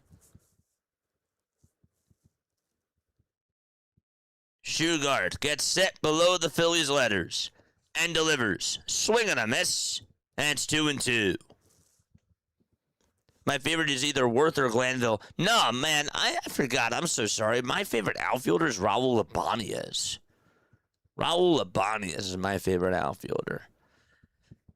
The 2-2 pitch. Swung on and missed again. And Shugart records another strikeout. Rhino, thank you so much for the redirect. I really appreciate it, my guy. Thank you so much. Wow. Let's go. 2 outs here in the top of the 8th inning. Runner over at first. The Phillies have put up 11 runs today. Bryson Stott and Alec Bohm have combined to go 4 for 7 with 9 RBIs. They each had a bases clearing double. Stott also homered, and he scored a run. And he needs a triple to get the cycle. No balls, 1 strike. That's to Austin Wells, who is pinch hitting right now.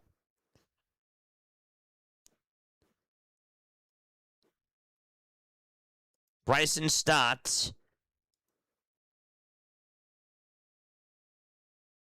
would be the 5th man to come on up in the bottom of the 8th inning. 1 ball and 1 strike.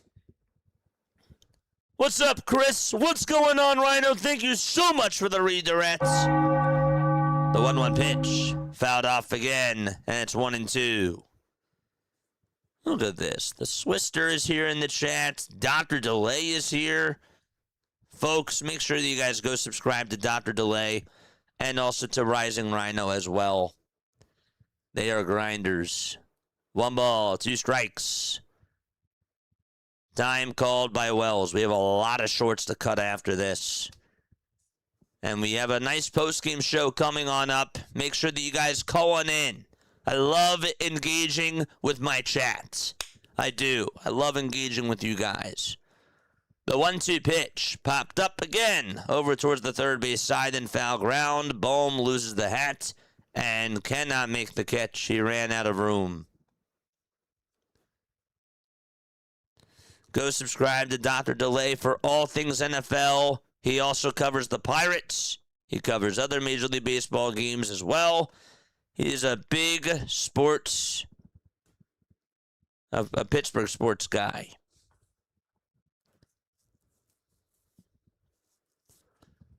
And Rising Rhino, of course, covering everything football. Love them. All-time favorite closer, not counting Duran. All-time favorite closer, period.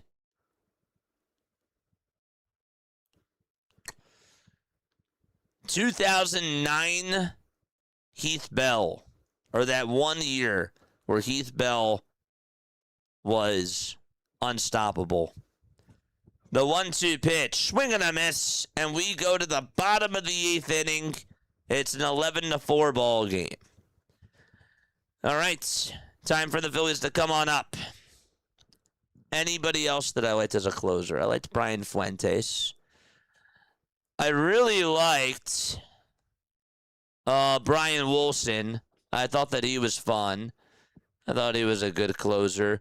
And I hate to admit it, but I was a Kenley Jansen guy, too. I was. Even though I'm not a Dodgers fan, I was a Kenley Jansen guy in his prime type of a guy, too. All right, where are we tapping on in from? Today, everybody. Yes, sir. Where are we tuning on in from today? Jaden is over on TikTok now. It's like YouTube is boring. Let me come on to TikTok. I love it. David's back. What's up, JJ? Did you enjoy your Sunday? Dude, I did. I'm so happy that you're back on here. Thank you so much for tapping back on in. Yes, sir. Where are we tapping on in from tonight? Drop a city, drop a state. Birdsboro, Pennsylvania says Troy. Salute to you. Scott from Sydney, Australia. Salute to you. What about Brad Lidge? He said not a Phillies pitcher. So, of course, I would have said Brad Lidge. But it couldn't have been a Phillies pitcher. Wolfsburg, Pennsylvania! What's up, Dad? Shout out to the dad. Shout out to the parents. We love them very, very much. Sri Lanka. Yes, sir. Westside, Pennsylvania says Tiff. Port Stockton, Texas says Wayne. Niagara Falls. He said Niagara fake. Oh, man. Prescott, Arizona says Trish. I knew you meant to say Falls. Darn autocorrect. E-Jeezy from St. Louis, Missouri. And here comes Kyle Schwarber to lead off at the bottom of the 8th inning. The first pitch is high for ball 1. 1 ball, no strikes to Kyle Schwarber, who's 1 for 2 with a sac fly, a walk, a single, and a pair of runs scored. Yarborough gets set and delivers, and the pitch is low for ball 2. They're still throwing Ryan Yarborough out there. 2 innings, 5 earned runs, no walks, 2 strikeouts, and 6 hits allowed as well. The 2-0 pitch to Schwarber, and it's fouled back towards the screen.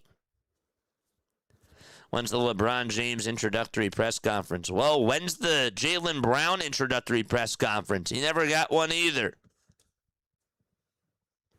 And it's been even longer. The 2-1 pitch to Kyle Schwarber, and that is away for ball 3. I see Canton, Ohio on here. Nice. Nice. What's up, Vince? What's going on, buddy? 3 balls, 1 strike. The pitch to Kyle Schwarber. Downstairs for ball 4. Schwarber gets on again.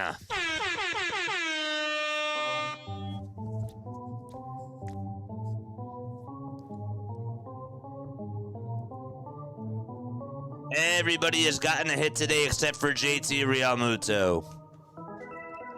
Charge! There was an ABS challenge used by the Yankees, and that did not work out well. Austin Wells is in, which means that Ali Sanchez is out. I don't know why they took him out. I don't think that they planned on using Austin Wells today. I'll let you know if I find anything else. Harper is up. The first pitch to Bryce, swing and a miss. He has not really had a good day today. Struck out with the bases loaded his last time up. Also struck out in the first. He did double in the third and he walked in the 5th, but not really a good at-bat in his last time up. The 0-1, swing and a miss. Of course, they're showing replay of him on TikTok putting toothpaste in his mouth from like a couple of months ago.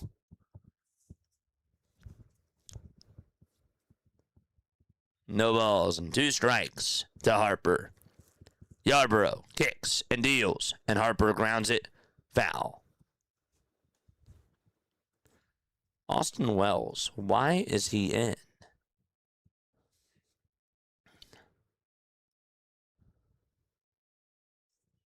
Austin Wells.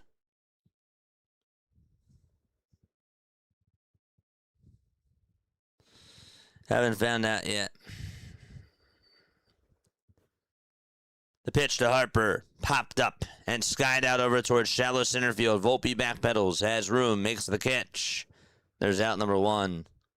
Thought that maybe he was not going to be able to get towards that ball, but he did.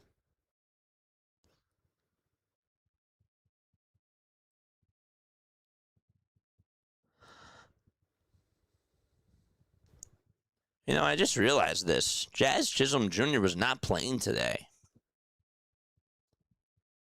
Just didn't think about it. 1 out, bottom of the 8th.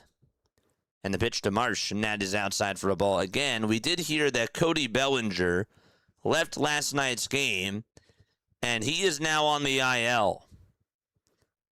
He's on the 10-day IL. They called up Spencer Jones. That's why you saw him batting not too long ago for the Yankees. Here's the 1-0 pitch, and that is outside for ball 2.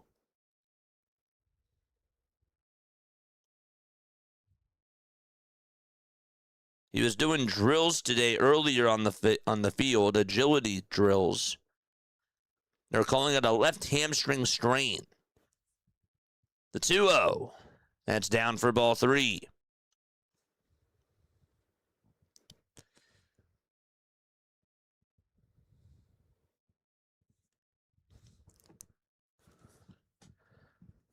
Three balls, no strikes. Yarborough with his 50th pitch of the game.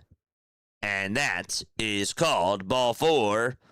The Yankees will not challenge. And Marsh gets on with a walk. And he's over at first base. So he gets walked for the 2nd time today. And the next man up is Alec Bohm, which means the guy on deck is Bryson Stott. Let's go! Wow, he could have a chance to do this.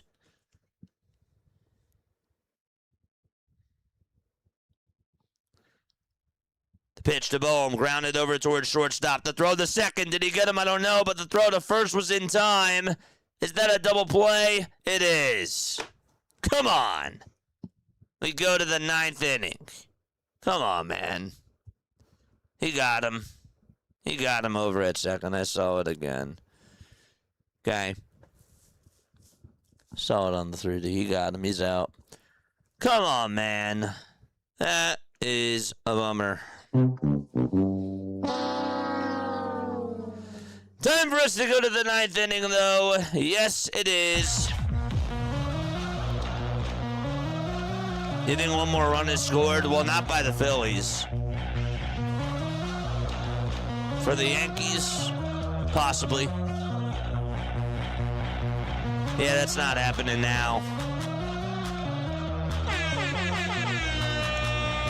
Another double play. Bohm's best play, says Joe.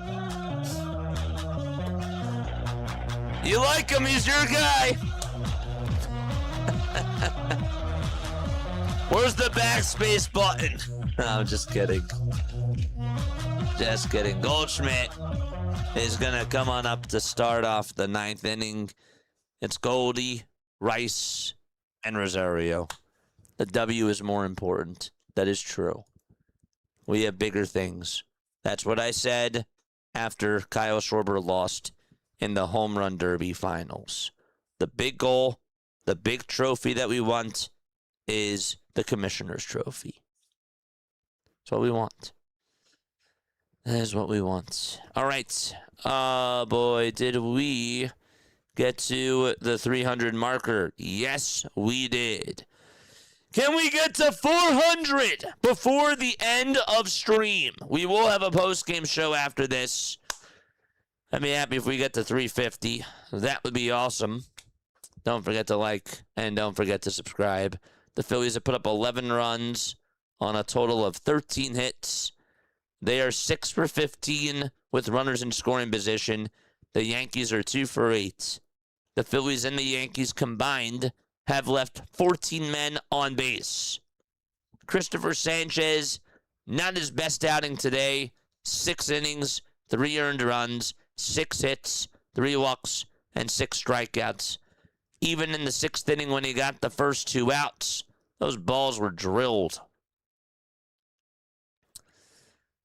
Phillies do need this win in order for them to be 5.5 games in back of the Braves. 11-4 Phillies. And we go to the top of the 9th. Shugart still out there for his second frame. And his first pitch that he throws to Goldschmidt is low for ball 1. There's the voicemail message. If you guys want to call on in after the game is over, you can. Next pitch. Swing and a miss. B-Dog, thank you so much. Thank you, B-Dog, for tapping on in on TikTok. Here's the 1-1. That's in there for strike 2 to Goldschmidt. 1 ball, 2 strikes. Shugart kicks and delivers. And that is called ball 2, even though that was clearly a strike on the outside corner. Some bad calls again by Ben May. Seen him plenty of times behind the plate this year. He is just bad with his calls. The 2-2 pitch outside for ball 3. Why no Durangelo? Because he pitched yesterday, and the Phillies lead it by 7. The 3-2 pitch swung on and missed, and out number 1 is recorded. Oh, man.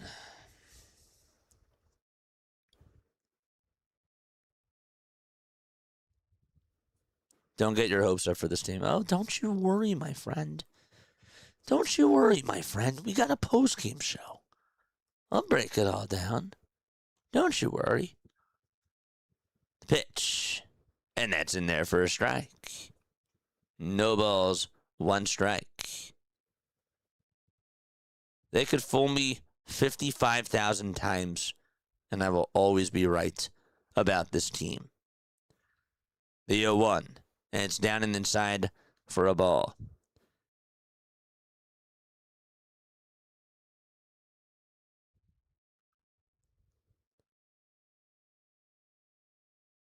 The 1-1 pitch, outside for ball 2.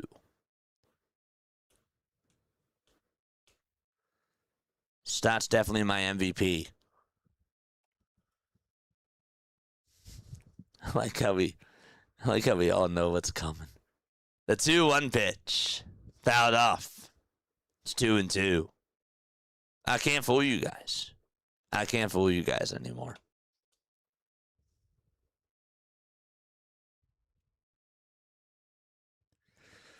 Two balls, 2 strikes.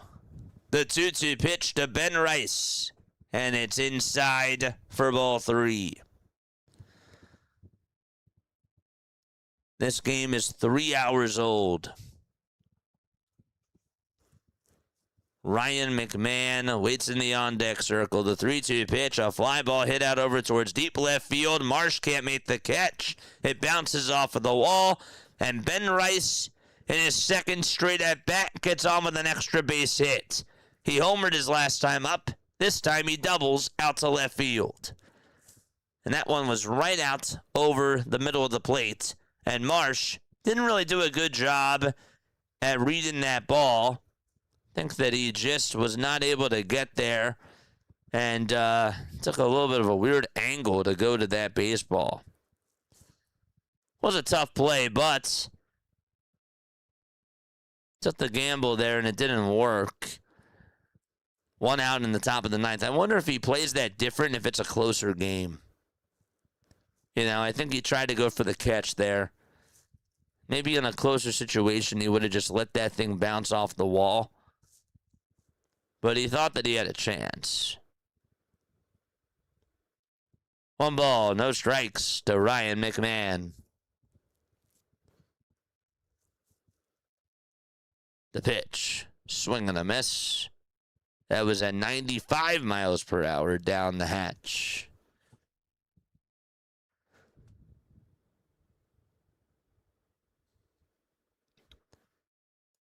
Sonic, you have to blame Alec Boehm for grounding into that double play.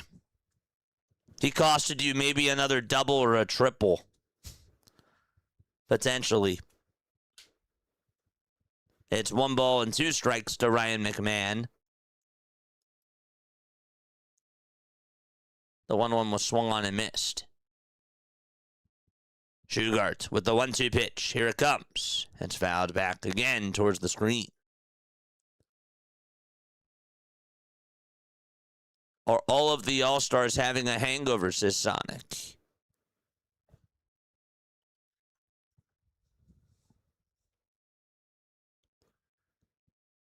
The 1-2 pitch. Swung on and missed again. Out number 2.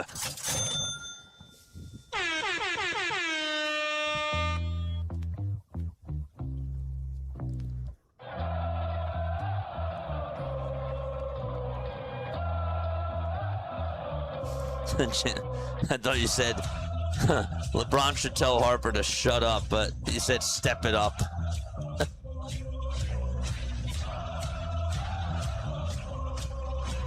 The pitch, and that's on the outside corner for a called strike. There's Preston Mattingly next to Dave Dombrowski in his suite.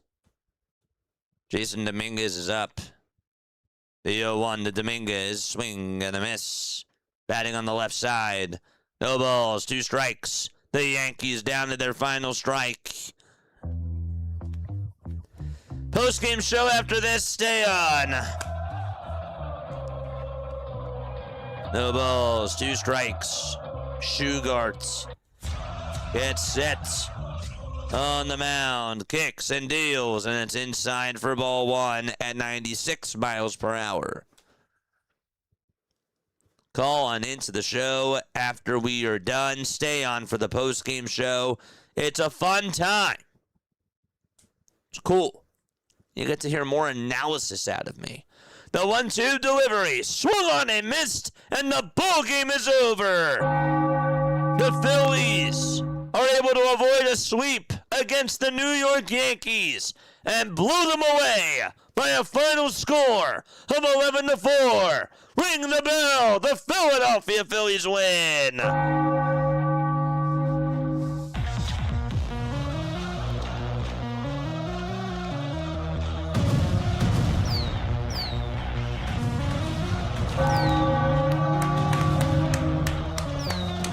Drop those W's.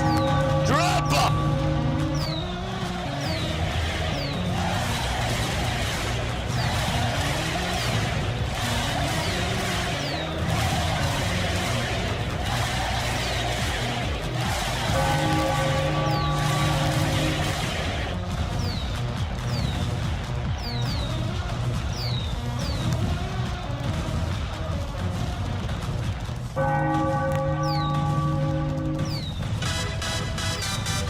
Let's go!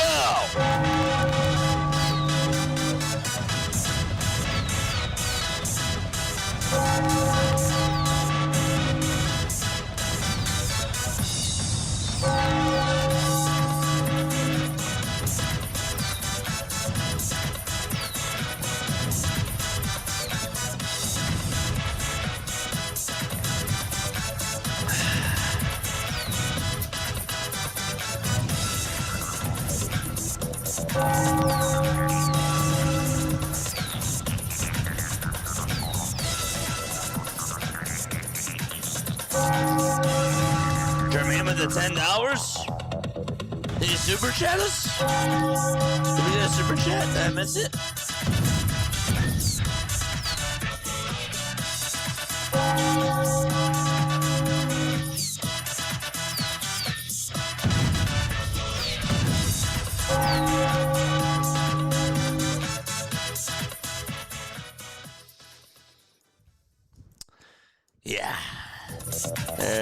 Whoops. There we go. Nice. A much-needed win by the Philadelphia Phillies today. This was much needed, and they got it done. There's things that I obviously did not like from this outing, but the bottom line is that Christopher Sanchez, who didn't even pitch too well for the Phillies, got his 13th win of the season. He's now 13-4. Will Warren gets his 4th loss of the season. He is now 7-4. All right, we will have a post-game show when we come back on the other side of things. I do want to hear what your one word is to describe that win. Because my word that I would go with for today, the word of the day by JJ, is this.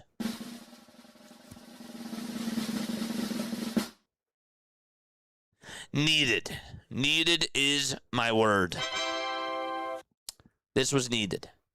You would not have been able to survive tomorrow's sports talk if the Philadelphia Phillies got swept by the New York Yankees. I would actually say saved is the word that I would use for today.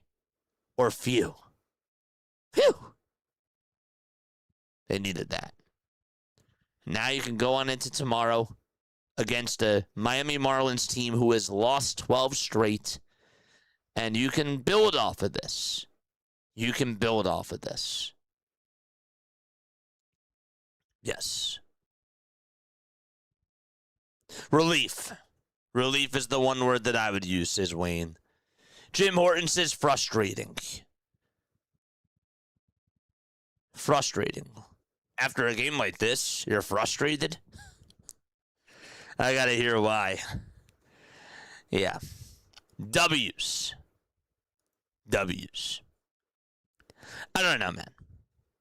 I'll break down all my thoughts. You'll hear where I'm coming from. I am happy with the win, but there's a lot that obviously has to be done. This was a nice win, though, and it feels good when the Philadelphia Phillies find a way to win. It does. It feels good. All right? Give me 5 minutes, catch my breath, get up and stretch, and come back on here in another 5 minutes, and we will break this puppy down. I will give you full analysis, and I want to hear what the people have to say about this baseball team. The Philadelphia Phillies faithful people. Yes. That is what I call you guys. I will see you momentarily. 5 minutes. Don't go anywhere. Do not change that dial. See you soon.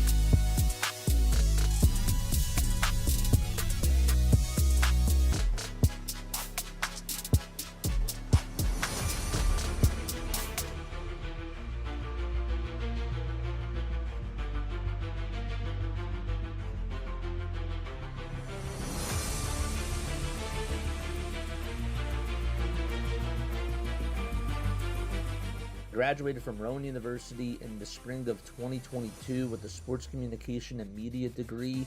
I got to actually call minor league baseball and G League basketball games while I was in school. And then I graduated, and as soon as I graduated, I went to NFL Films in Mount Laurel, New Jersey.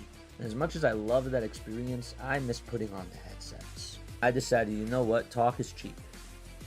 I have a laptop that's in my house, and so 21 months later, here we are, still on YouTube, calling games and building an incredible, loving community on here with the people that I call my Philly freaks with a capital P and a capital H. We go live for every single Phillies, Sixers, and Eagles game, and we do it like old school radio play-by-play style. I'm Jason Joseph, and this is Play-by-Play with JJ. I showed a swung on, barreled out to right field. Bye-bye baseball. That baby is long gone.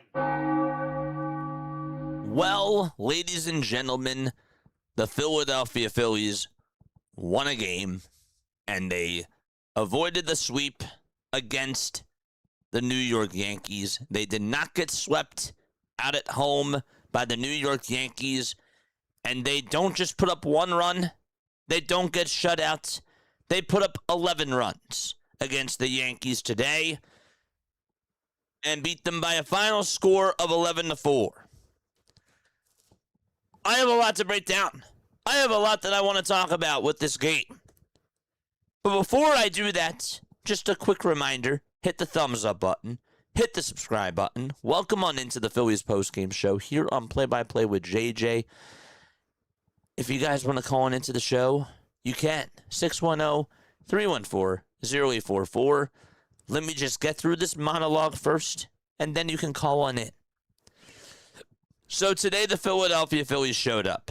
The Philadelphia Phillies showed up, and they played a great brand, a great style of baseball against Will Warren and the New York Yankees.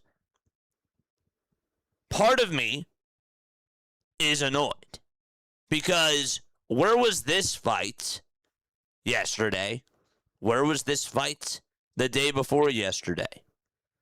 Where was this fight against the Dodgers? In those two games that they lost. Part of me also says, thank you for putting up runs on the board and giving your ace run support. That's nice. That's cool. Today is not about Kyle Schwarber. It's not about Bryce Harper. It's not about Brandon Marsh. Today is about two guys. And those two guys are Alec Bohm and Bryson Stott, who each had bases clearing doubles.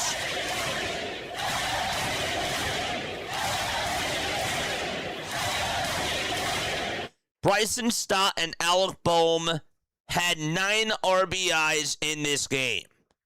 3 runs scored.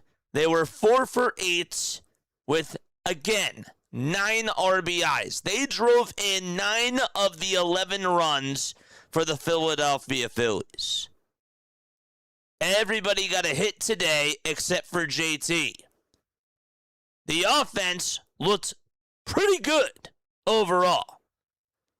There were spots that I was not happy with, though, and I will get to those in a second. But I would like to acknowledge the good while we're on the good and stay on topic. I want to go back, first and foremost, to that 5th inning. Because in the 5th inning, the Philadelphia Phillies had Harper lead things off with a walk. Marsh then singled. Okay? And then Duvall comes on in. Bohm strikes out. And Stott strikes out. And then JT strikes out too. They left meat on the bones in that inning. And I feel like that fueled them in the bottom of the 6th. I do. Because guess what? The same sort of thing happened. Brian De La Cruz gets on with an infield single, beats out the throw, This guy's making impactful plays as a Phillies player so far. He's stepping up. And then Crawford, because that was Anthony Volpe's error, they called it an infield single. Volpe made a bad throw, and De La Cruz went on over to second. This is where things changed, because Justin Crawford bunted and got on with a bunt single down the third base line. Drag bunt, perfect execution, and he gets on. And right after that, Trey Turner gets the RBI single, and Kyle Schwarber singles up the middle. They did play small ball in that inning, and small ball ended up being the difference of the game.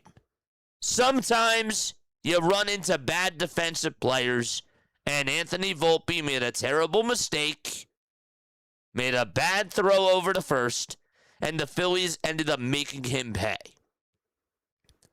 I got a little frustrated with Bryce Harper striking out, looking after he was ahead in the count 3-0. Come on, Bryce, what are you doing? And then Marsh strikes out.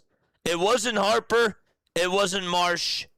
Alec Bohm then gets hit by a pitch, and Bryson stopped.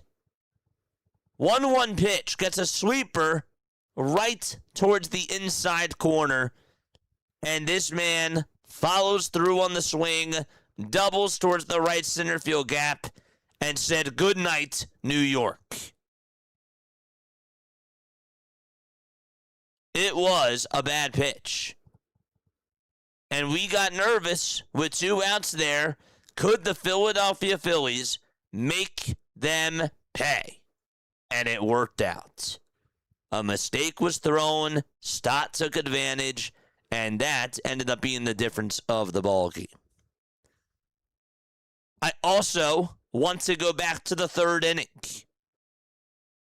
because Alec Bohm really got the offense going in that third. It was cute that Stott hit the home run. It was cute that Kyle Schwarber had the sac fly. The Turner triple in the first was electric. But this is what I loved. Kyle Schwarber walks with 2 outs. Harper doubles with 2 outs. Marsh is is in front of the count 2-0. And Aaron Boone says, "You know what? Screw it. Screw you, Marsh. Let's take our chances on Alec Bohm." And Bohm worked up a 9-pitch at-bat. He was behind in the count 1-2. He kept fouling off a couple of sweepers, a couple of fastballs, and then he worked his way up to a 3-2 count. Then he fouled off another sweeper. And then there was a pitch that was towards the outside corner of the knees. He knew the sweeper was coming. He stayed with the pitch and got on with a bases-clearing double out to center field. That was a phenomenal at-bat by Alec Bohm, and that changed the entire game in its complexity, and it was big. That was huge, because now the Yankees are in a 5-0 hole, and then Stott on the very next at-bat, works his way up to a 3-2 count and slaps a single to right, and Bohm just scores. I really liked how the offense today didn't just score in one particular inning. There were really good, meaningful at-bats, and small ball is what led to the Philadelphia Phillies' success. In Game 2, and even against the Dodgers in the final game of that series, the Phillies scored in the first. They got a sacrifice fly tonight, just like last night. And we thought, well, they score in the first. They put up 1 run. What's the difference? Cool, they got the run. They need more. And then Stott hits a line drive out to right field. I don't even know how it left, but it did. Makes it 2-0. Wasn't necessarily going to make a difference. How did the Phillies do that? It all came in the bottom of the third. And I was really happy today that the offense stepped up because as bad as this bullpen has been, I think that they need a break. They need a leash. Give them as long of a leash as possible. And they got it. The Phillies gave them a huge cushion. And this was a day where you didn't even have to go to your quote-unquote high-leverage guys. This was a Chase Shugart type of a day. And that was cool. That was cool. Tim Meza pitched. Didn't really do so well by giving up the home run to Ben Rice. But Shugart, 2 innings, 5 strikeouts, 1 hit, 1 walk. Did good. But your 2 biggest difference makers today, chat, were Bohm and Stotts.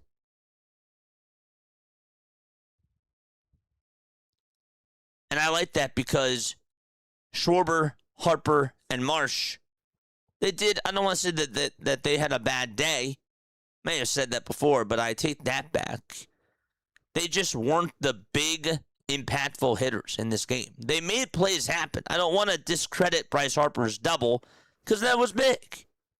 Yes, he got on there. That set the table. But the guys that came through when it mattered the most were your third baseman and your second baseman. And so my question to you, chat, is this. Is this sustainable? Is this sustainable? Can they do this and keep this up? We saw them get hot in June. They had a phenomenal June. You play the Marlins tomorrow, and you start off a 3-game set tomorrow night. Can you keep this up? Because every win matters. I hope that they beat up against the Marlins tomorrow and continue to pound them. I think that this is the best case scenario of what heading on into tomorrow looks like. I've wanted them to put up runs. I wanted them to pound the Yankees today and just let everything fuel them. Tomorrow, though, is going to be very telling. Because if the Marlins bounce out of this and start the series off on a positive note, that's going to put you behind the A-ball. And that's not what you want. That's not what you want, especially with Zach Wheeler pitching in tomorrow's game. Tomorrow's matchup is Wheeler versus Tyler Phillips. Another game that you should get a W in. So yes, let me know what your thoughts are down below about this Phillies baseball team and how they did offensively today, because the offense did its job. They hit the ball well with runners in scoring position. As a matter of fact, Stott and Bohm each had 8 two-out RBIs today. So 8 of their runs were scored on 2-out appearances. That's good. That's really good. I just don't know if this is sustainable. And that is my concern. That's my concern. The other concern that I have coming out of this game is Christopher Sanchez. Somebody said it before, it was hardcore. He doesn't look right. It's been some time. I'm not saying I don't like Sanchez because I love Christopher Sanchez. But there is definitely some wear and tear going on right now with Christopher Sanchez. And the numbers back it up. And when you watched him early on in this game, he was dialed in. His changeup was disgusting. His slider looked really good. But in that 4th inning, and even in the 5th and in the 6th, he lost command. And the Phillies didn't even have anybody warming up after it was a 6-3 game. They were all just on the bench. They were just sitting down in the bullpen, and that definitely raised my antennas. And that is a problem that, again, this team has a lot of problems, but, again, it's something to just keep your eye on. Christopher Sanchez did not look good in that 6th inning. And why was that? Because he left out pitches over the middle, and I'm really wondering if that blister is bothering him. I think Hardcore's correct to wonder that. I do.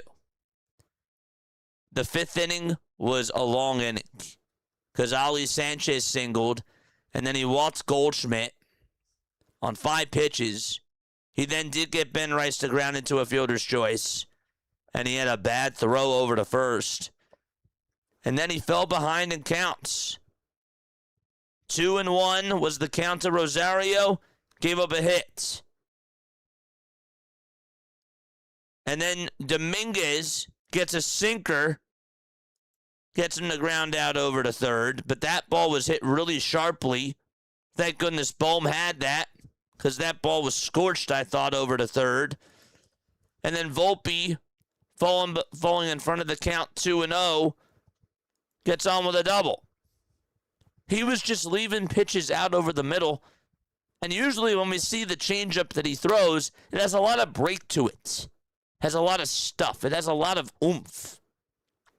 And really good command. But he lost that. And even in the 6th inning, Schumann grounded out sharply over to short. Fell behind in that count too. That ball was a bullet. And Caballero lined out. That was a screamer. The sinker was at the knees. It was right in his wheelhouse. And then Ali Sanchez singled out to left field. And thank goodness he got Paul Goldschmidt to strike out. But I'm just saying that the changeup and the slider were just not as good. And when that happens, it's something to just keep your eye on.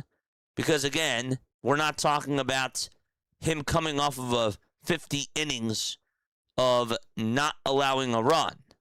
That's been a little bit of time now. It's been a little bit of time since that happened. This has been going on for a little bit. Is there wear and tear going on with Christopher Sanchez, and are you concerned? I'm not hitting the panic button, but I am concerned. And they have more problems. They don't have a number 5 starter. They don't have bullpen pieces that can get the job done, except for your 9th inning closer.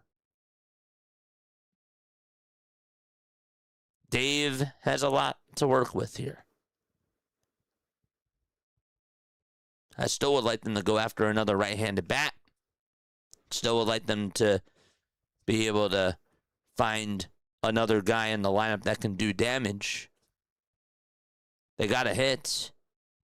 But pitching to me is still number 1. It's still number 1 in my opinion. Before I give you guys the floor, I would also like to read a couple of things that I saw on X that sort of caught my eye.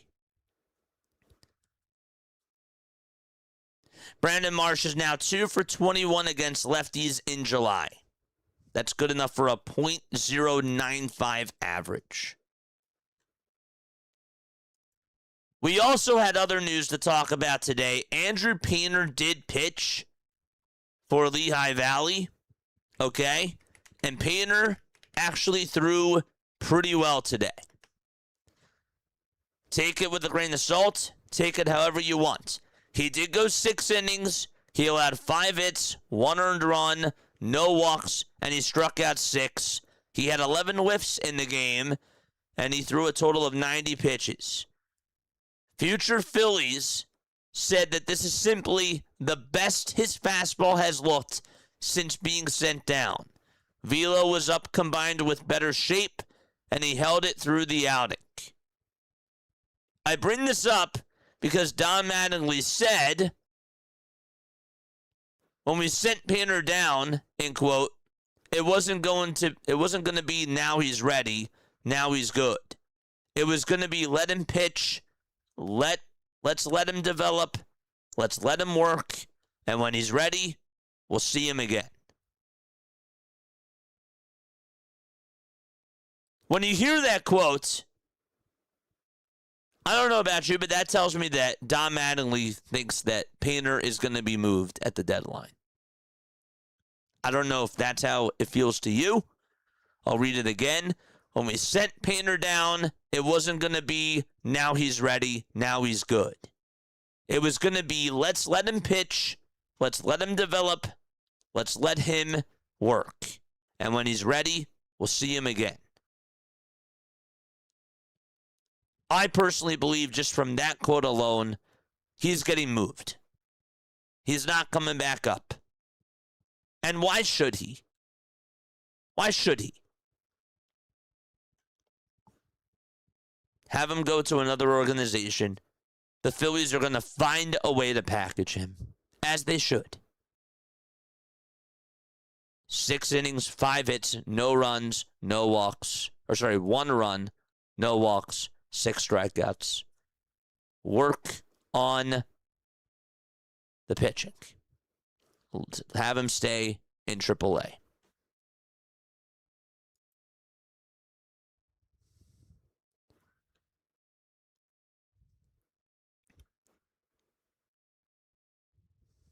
That's what I got.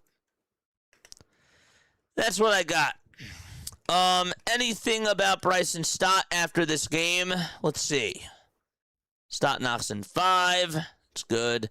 Bryson Stott is hitting .329 with runners in scoring position this season. 26 for 79, says Jeff Kerr. The only other Phillies player batting over .300 with runners in scoring position, that's Alec Bohm. He's hitting .303. Stott's average, by the way, is now up to .252. And his OPS is up to .712. I said this last night. Look at the batting averages of Brandon Marsh, Kyle Schwarber, and Bryce Harper in the month of June. They each batted over .300. This month, 2 of them are batting .150, and 1 of them is hitting .230. It's not about OPS.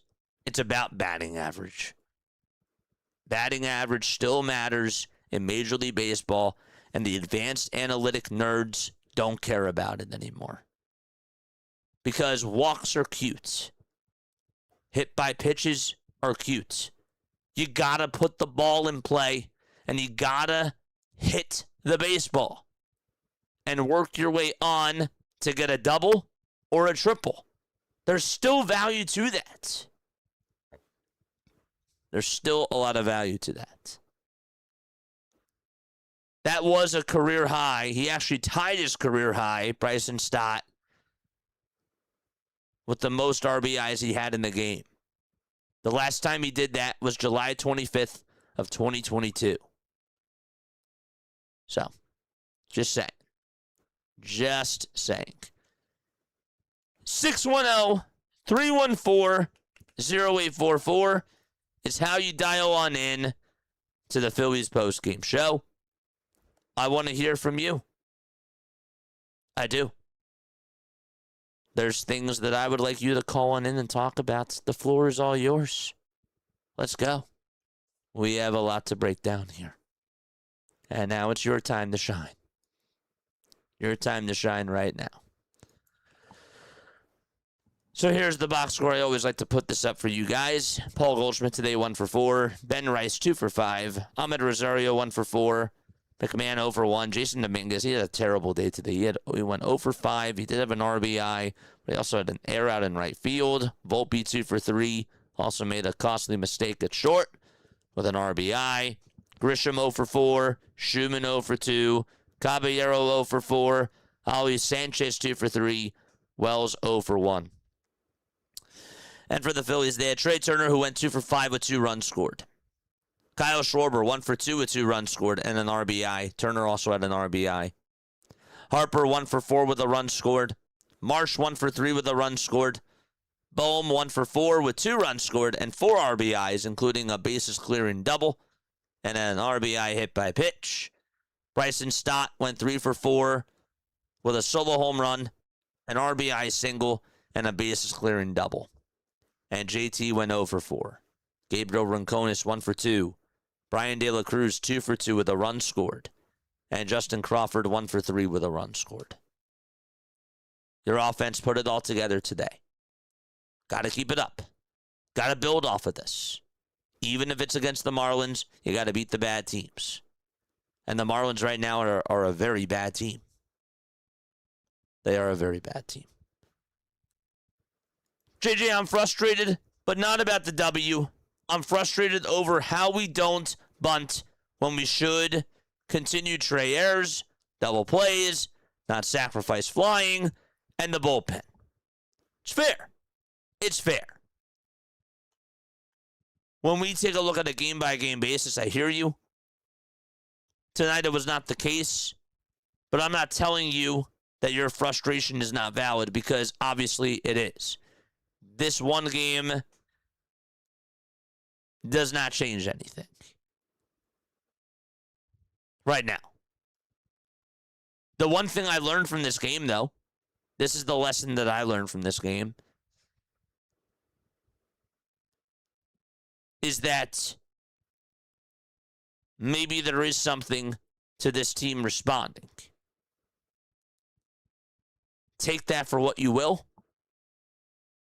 It wasn't the big guns that stepped up and delivered when they had to. It was the Stotts and the Bohms. They did respond. Can they do it again against another team that's over 500? Could have won by more, though, if we had bunted instead of hitting into 3 double plays instead. No, you're right. You're right. There was still meat left on the bones today. I'm not excusing that. I'm not excusing Bryce Harper for striking out with the bases loaded. That was egregious. You were up in the count 3-0, dude. And you watch a pitch go by down the middle on a 3-2 pitch. What is going on? What are you doing? JT also had a bases loaded opportunity, I believe it was, and he struck out on ball 4. That was annoying too. Wasn't really going to talk about much of the bat, but I can't just ignore that either, chat. You know me. I call it like it is. I always do. And I always will. Yankees didn't have many arms available tonight. They were looking ahead to the White Sox and the Cubs, who have 55 and 59 wins, respectively. And you know what? You're gonna have to win those games. If you lose that game, we're talking in a different tone here. It's a different type of vibe. Okay?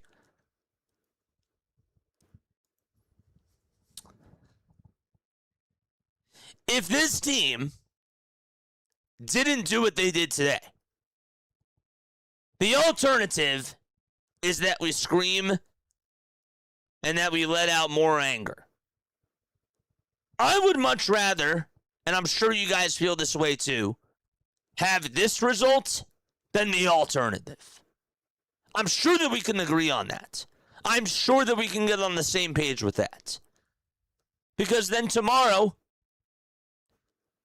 on Sports Talk, all you hear is about how dreadful this baseball team is. People are going to be calling on and frustrated after they get swept by the Yankees. That was not the headline. New York did not come on in and sweep you. Yes, they took the series. That's unacceptable. But I would much rather have this and have the offense put up 11 runs than just have it be another close game and a game where you say the bullpen sucks, the bullpen didn't do its job, and the Phillies were just able to squeak another one out. They won convincingly today. They did. The concerns, though, are still valid. I'm just saying, specifically, I would much rather have this compared to the alternative of them making this a close game, of them blowing this. Again, I had the same thoughts in that 5th inning. I thought that this was going to be really close. And I did not think that the Phillies were going to be able to add on more insurance runs. And they did. They did. But yeah. Let's hope they give Wheeler some run support tomorrow. We know their history after scoring 10-plus runs. Next game, 0-1 runs. If they do that against the Marlins, against a guy like Tyler Phillips, then we have problems. Then we have severe problems. Because there is, in no world, should they not put up runs against Tyler Phillips. They got to score. They got to score convincingly. Our issues with this baseball team have come with when they face good pitching. We've never said that this team cannot hit bad pitching. Now, sometimes they make bad pitchers look like Cy Young pitchers. We've seen that. But usually, a lot of the times, especially in June, the bad pitchers looked awful against the Philadelphia Phillies, and they made them look super bad. The Nationals bullpen, horrendous. The Pirates bullpen, absolutely horrendous as well. They took advantage of bad pitching. The good pitching is what the big concern is to me. But you got to beat the bad pitching again tomorrow. No excuse. Sanchez keeps breaking records. Callie, I missed your chat. I'm glad they didn't put Avocado in. The lead would have been blown. Yeah. What else do we got? What else do we got? You should be a 280 hitter as a lefty. JJ, I'm frustrated, but I'm not mad about W.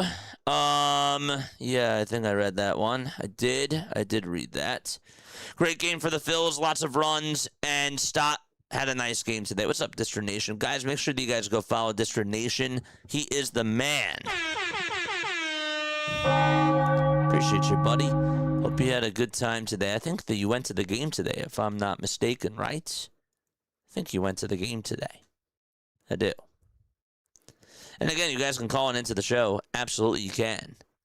Bryson Stott's 20th double of the season cleared the bases, giving him 5 RBIs on the night. He just became the 19th Phillies second baseman to record at least 5 RBIs in a game, and the first to do so since Gene Segura did it in 2020. That is going to be a trivia question for tomorrow. You heard that correctly. If you were on here, you know what the trivia question is going to be. You know exactly what the trivia question is going to be. Mark it down in your calendars. That's what the trivia question is going to be tomorrow.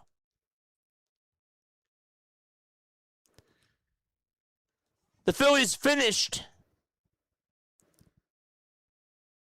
3-6 on their home trip. They are 57-49. 1 week to go until the trade deadline. They got the Marlins, who've lost 12 straight, and the Orioles next week, says Jeff Kerr. It's great. It's great. We love it. Yeah.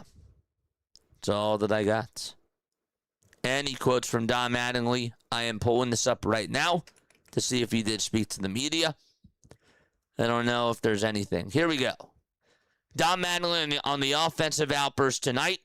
Let's take a listen to what Don Mattingly had to say. Let's hope that they also have microphones as well. Let's see. I mean, it was really what we needed tonight. Kind of good at bats up and down. kind of what I think we're capable of. No, this is Corey Naito coming from away from the mic. Okay. Basically, he said it was really good. It was really what we needed tonight. Got good at bats up and down the lineup. It's good to see what we're capable of. Well, Don, I don't know about you, Don, but this really didn't show me what they're capable of, because what showed me what they weren't capable of happened against the Dodgers and happened earlier in the series against the New York Yankees. Tonight they faced Will Warren.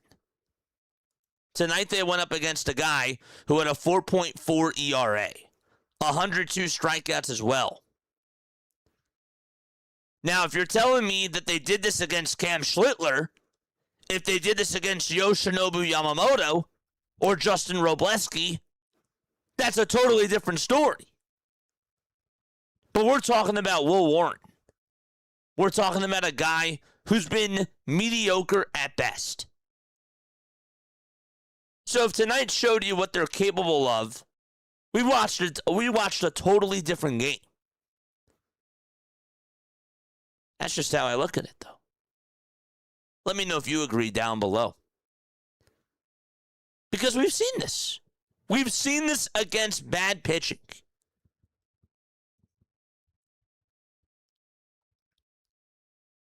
And actually, I'll be honest with you, I learned from this whole week what they're not capable of doing. So maybe I take back my comment. But I still disagree with Don. They weren't capable of doing this against the top pitchers on the Dodgers and against one of the best pitchers, if not the best pitcher in the American League. They didn't do that.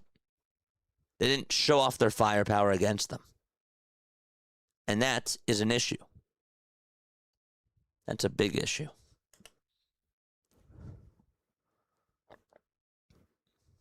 Anything else from the manager from tonight's game?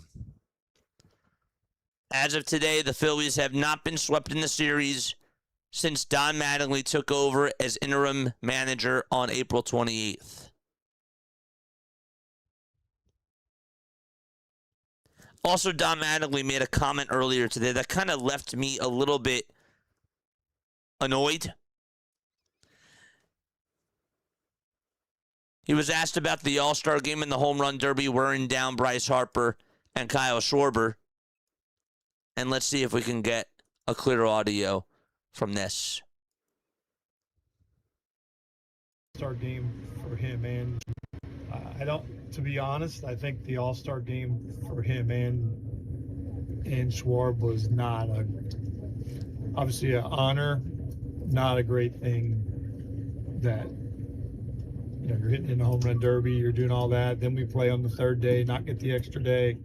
I don't think those were great things for those guys physically, where you get a couple of days of a breather. But obviously we can't make excuses for that. But I think Bryce is fine. We'll continue to watch him, talk to him.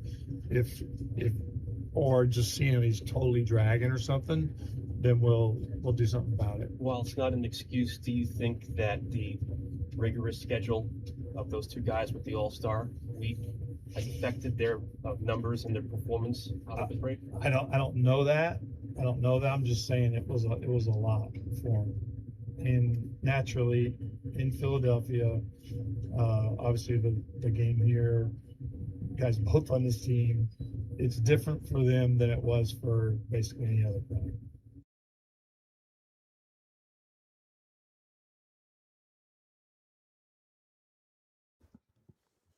So you heard it. The man said, in quotes, I don't think those were great things for those guys physically. It was different for them than it was for basically any other player.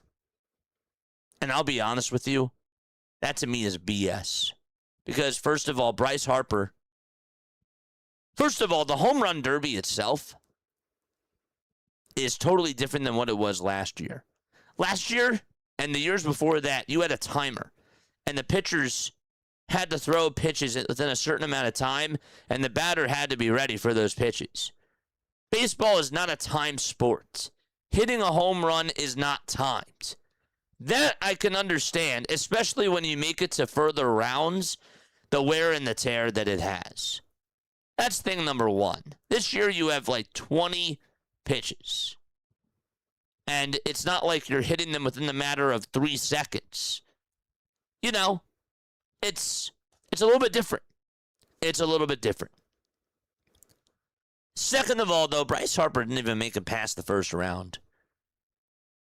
So if you're telling me it was different for them than it basically was for any other player, they chose to participate in this. That's not an excuse. You're just basically making up excuses. And that's not what you do. You hold them accountable. If that's what's affecting them right now, then guess what? They shouldn't have done it in the first place. And that's on them.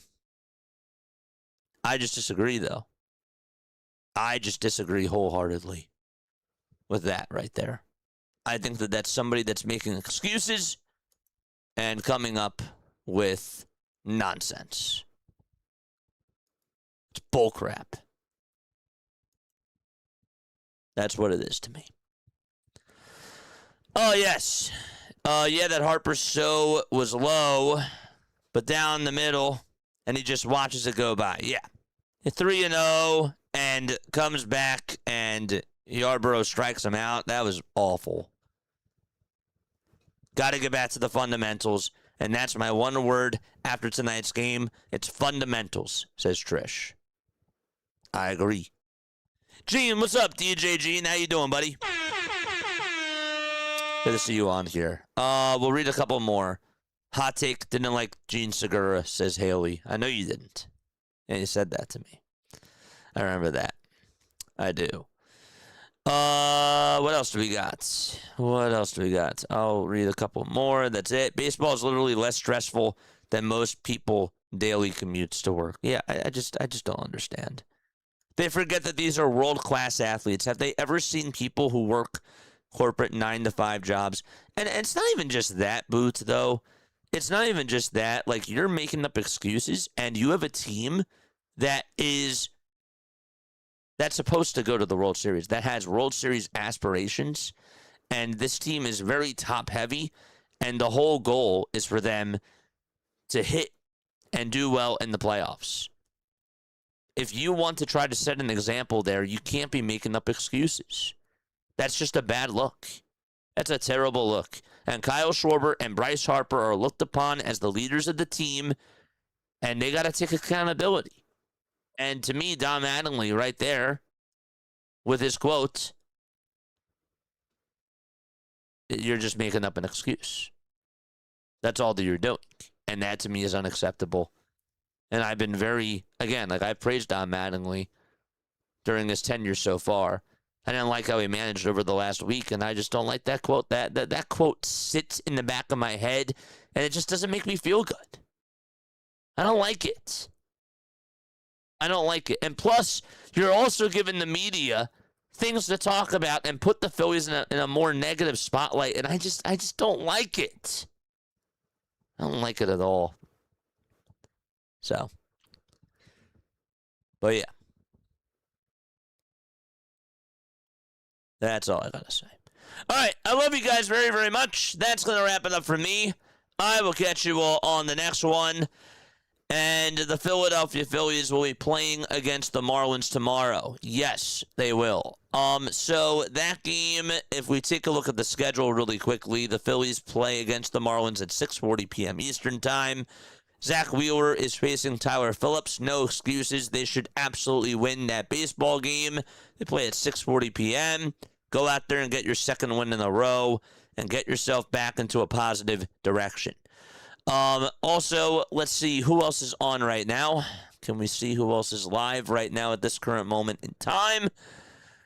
I don't know. Who else is on? Who else is on, chat? Anybody else on right now? I don't think there's any other sports going on. Maybe Jaguar Gator's on? Is he? He is. All right, let's go say hi to Jaguar Gator. shall we? All right, love you guys. Lila Tov. Have yourselves a great rest of your night. And I will catch you all on the next one. Peace out.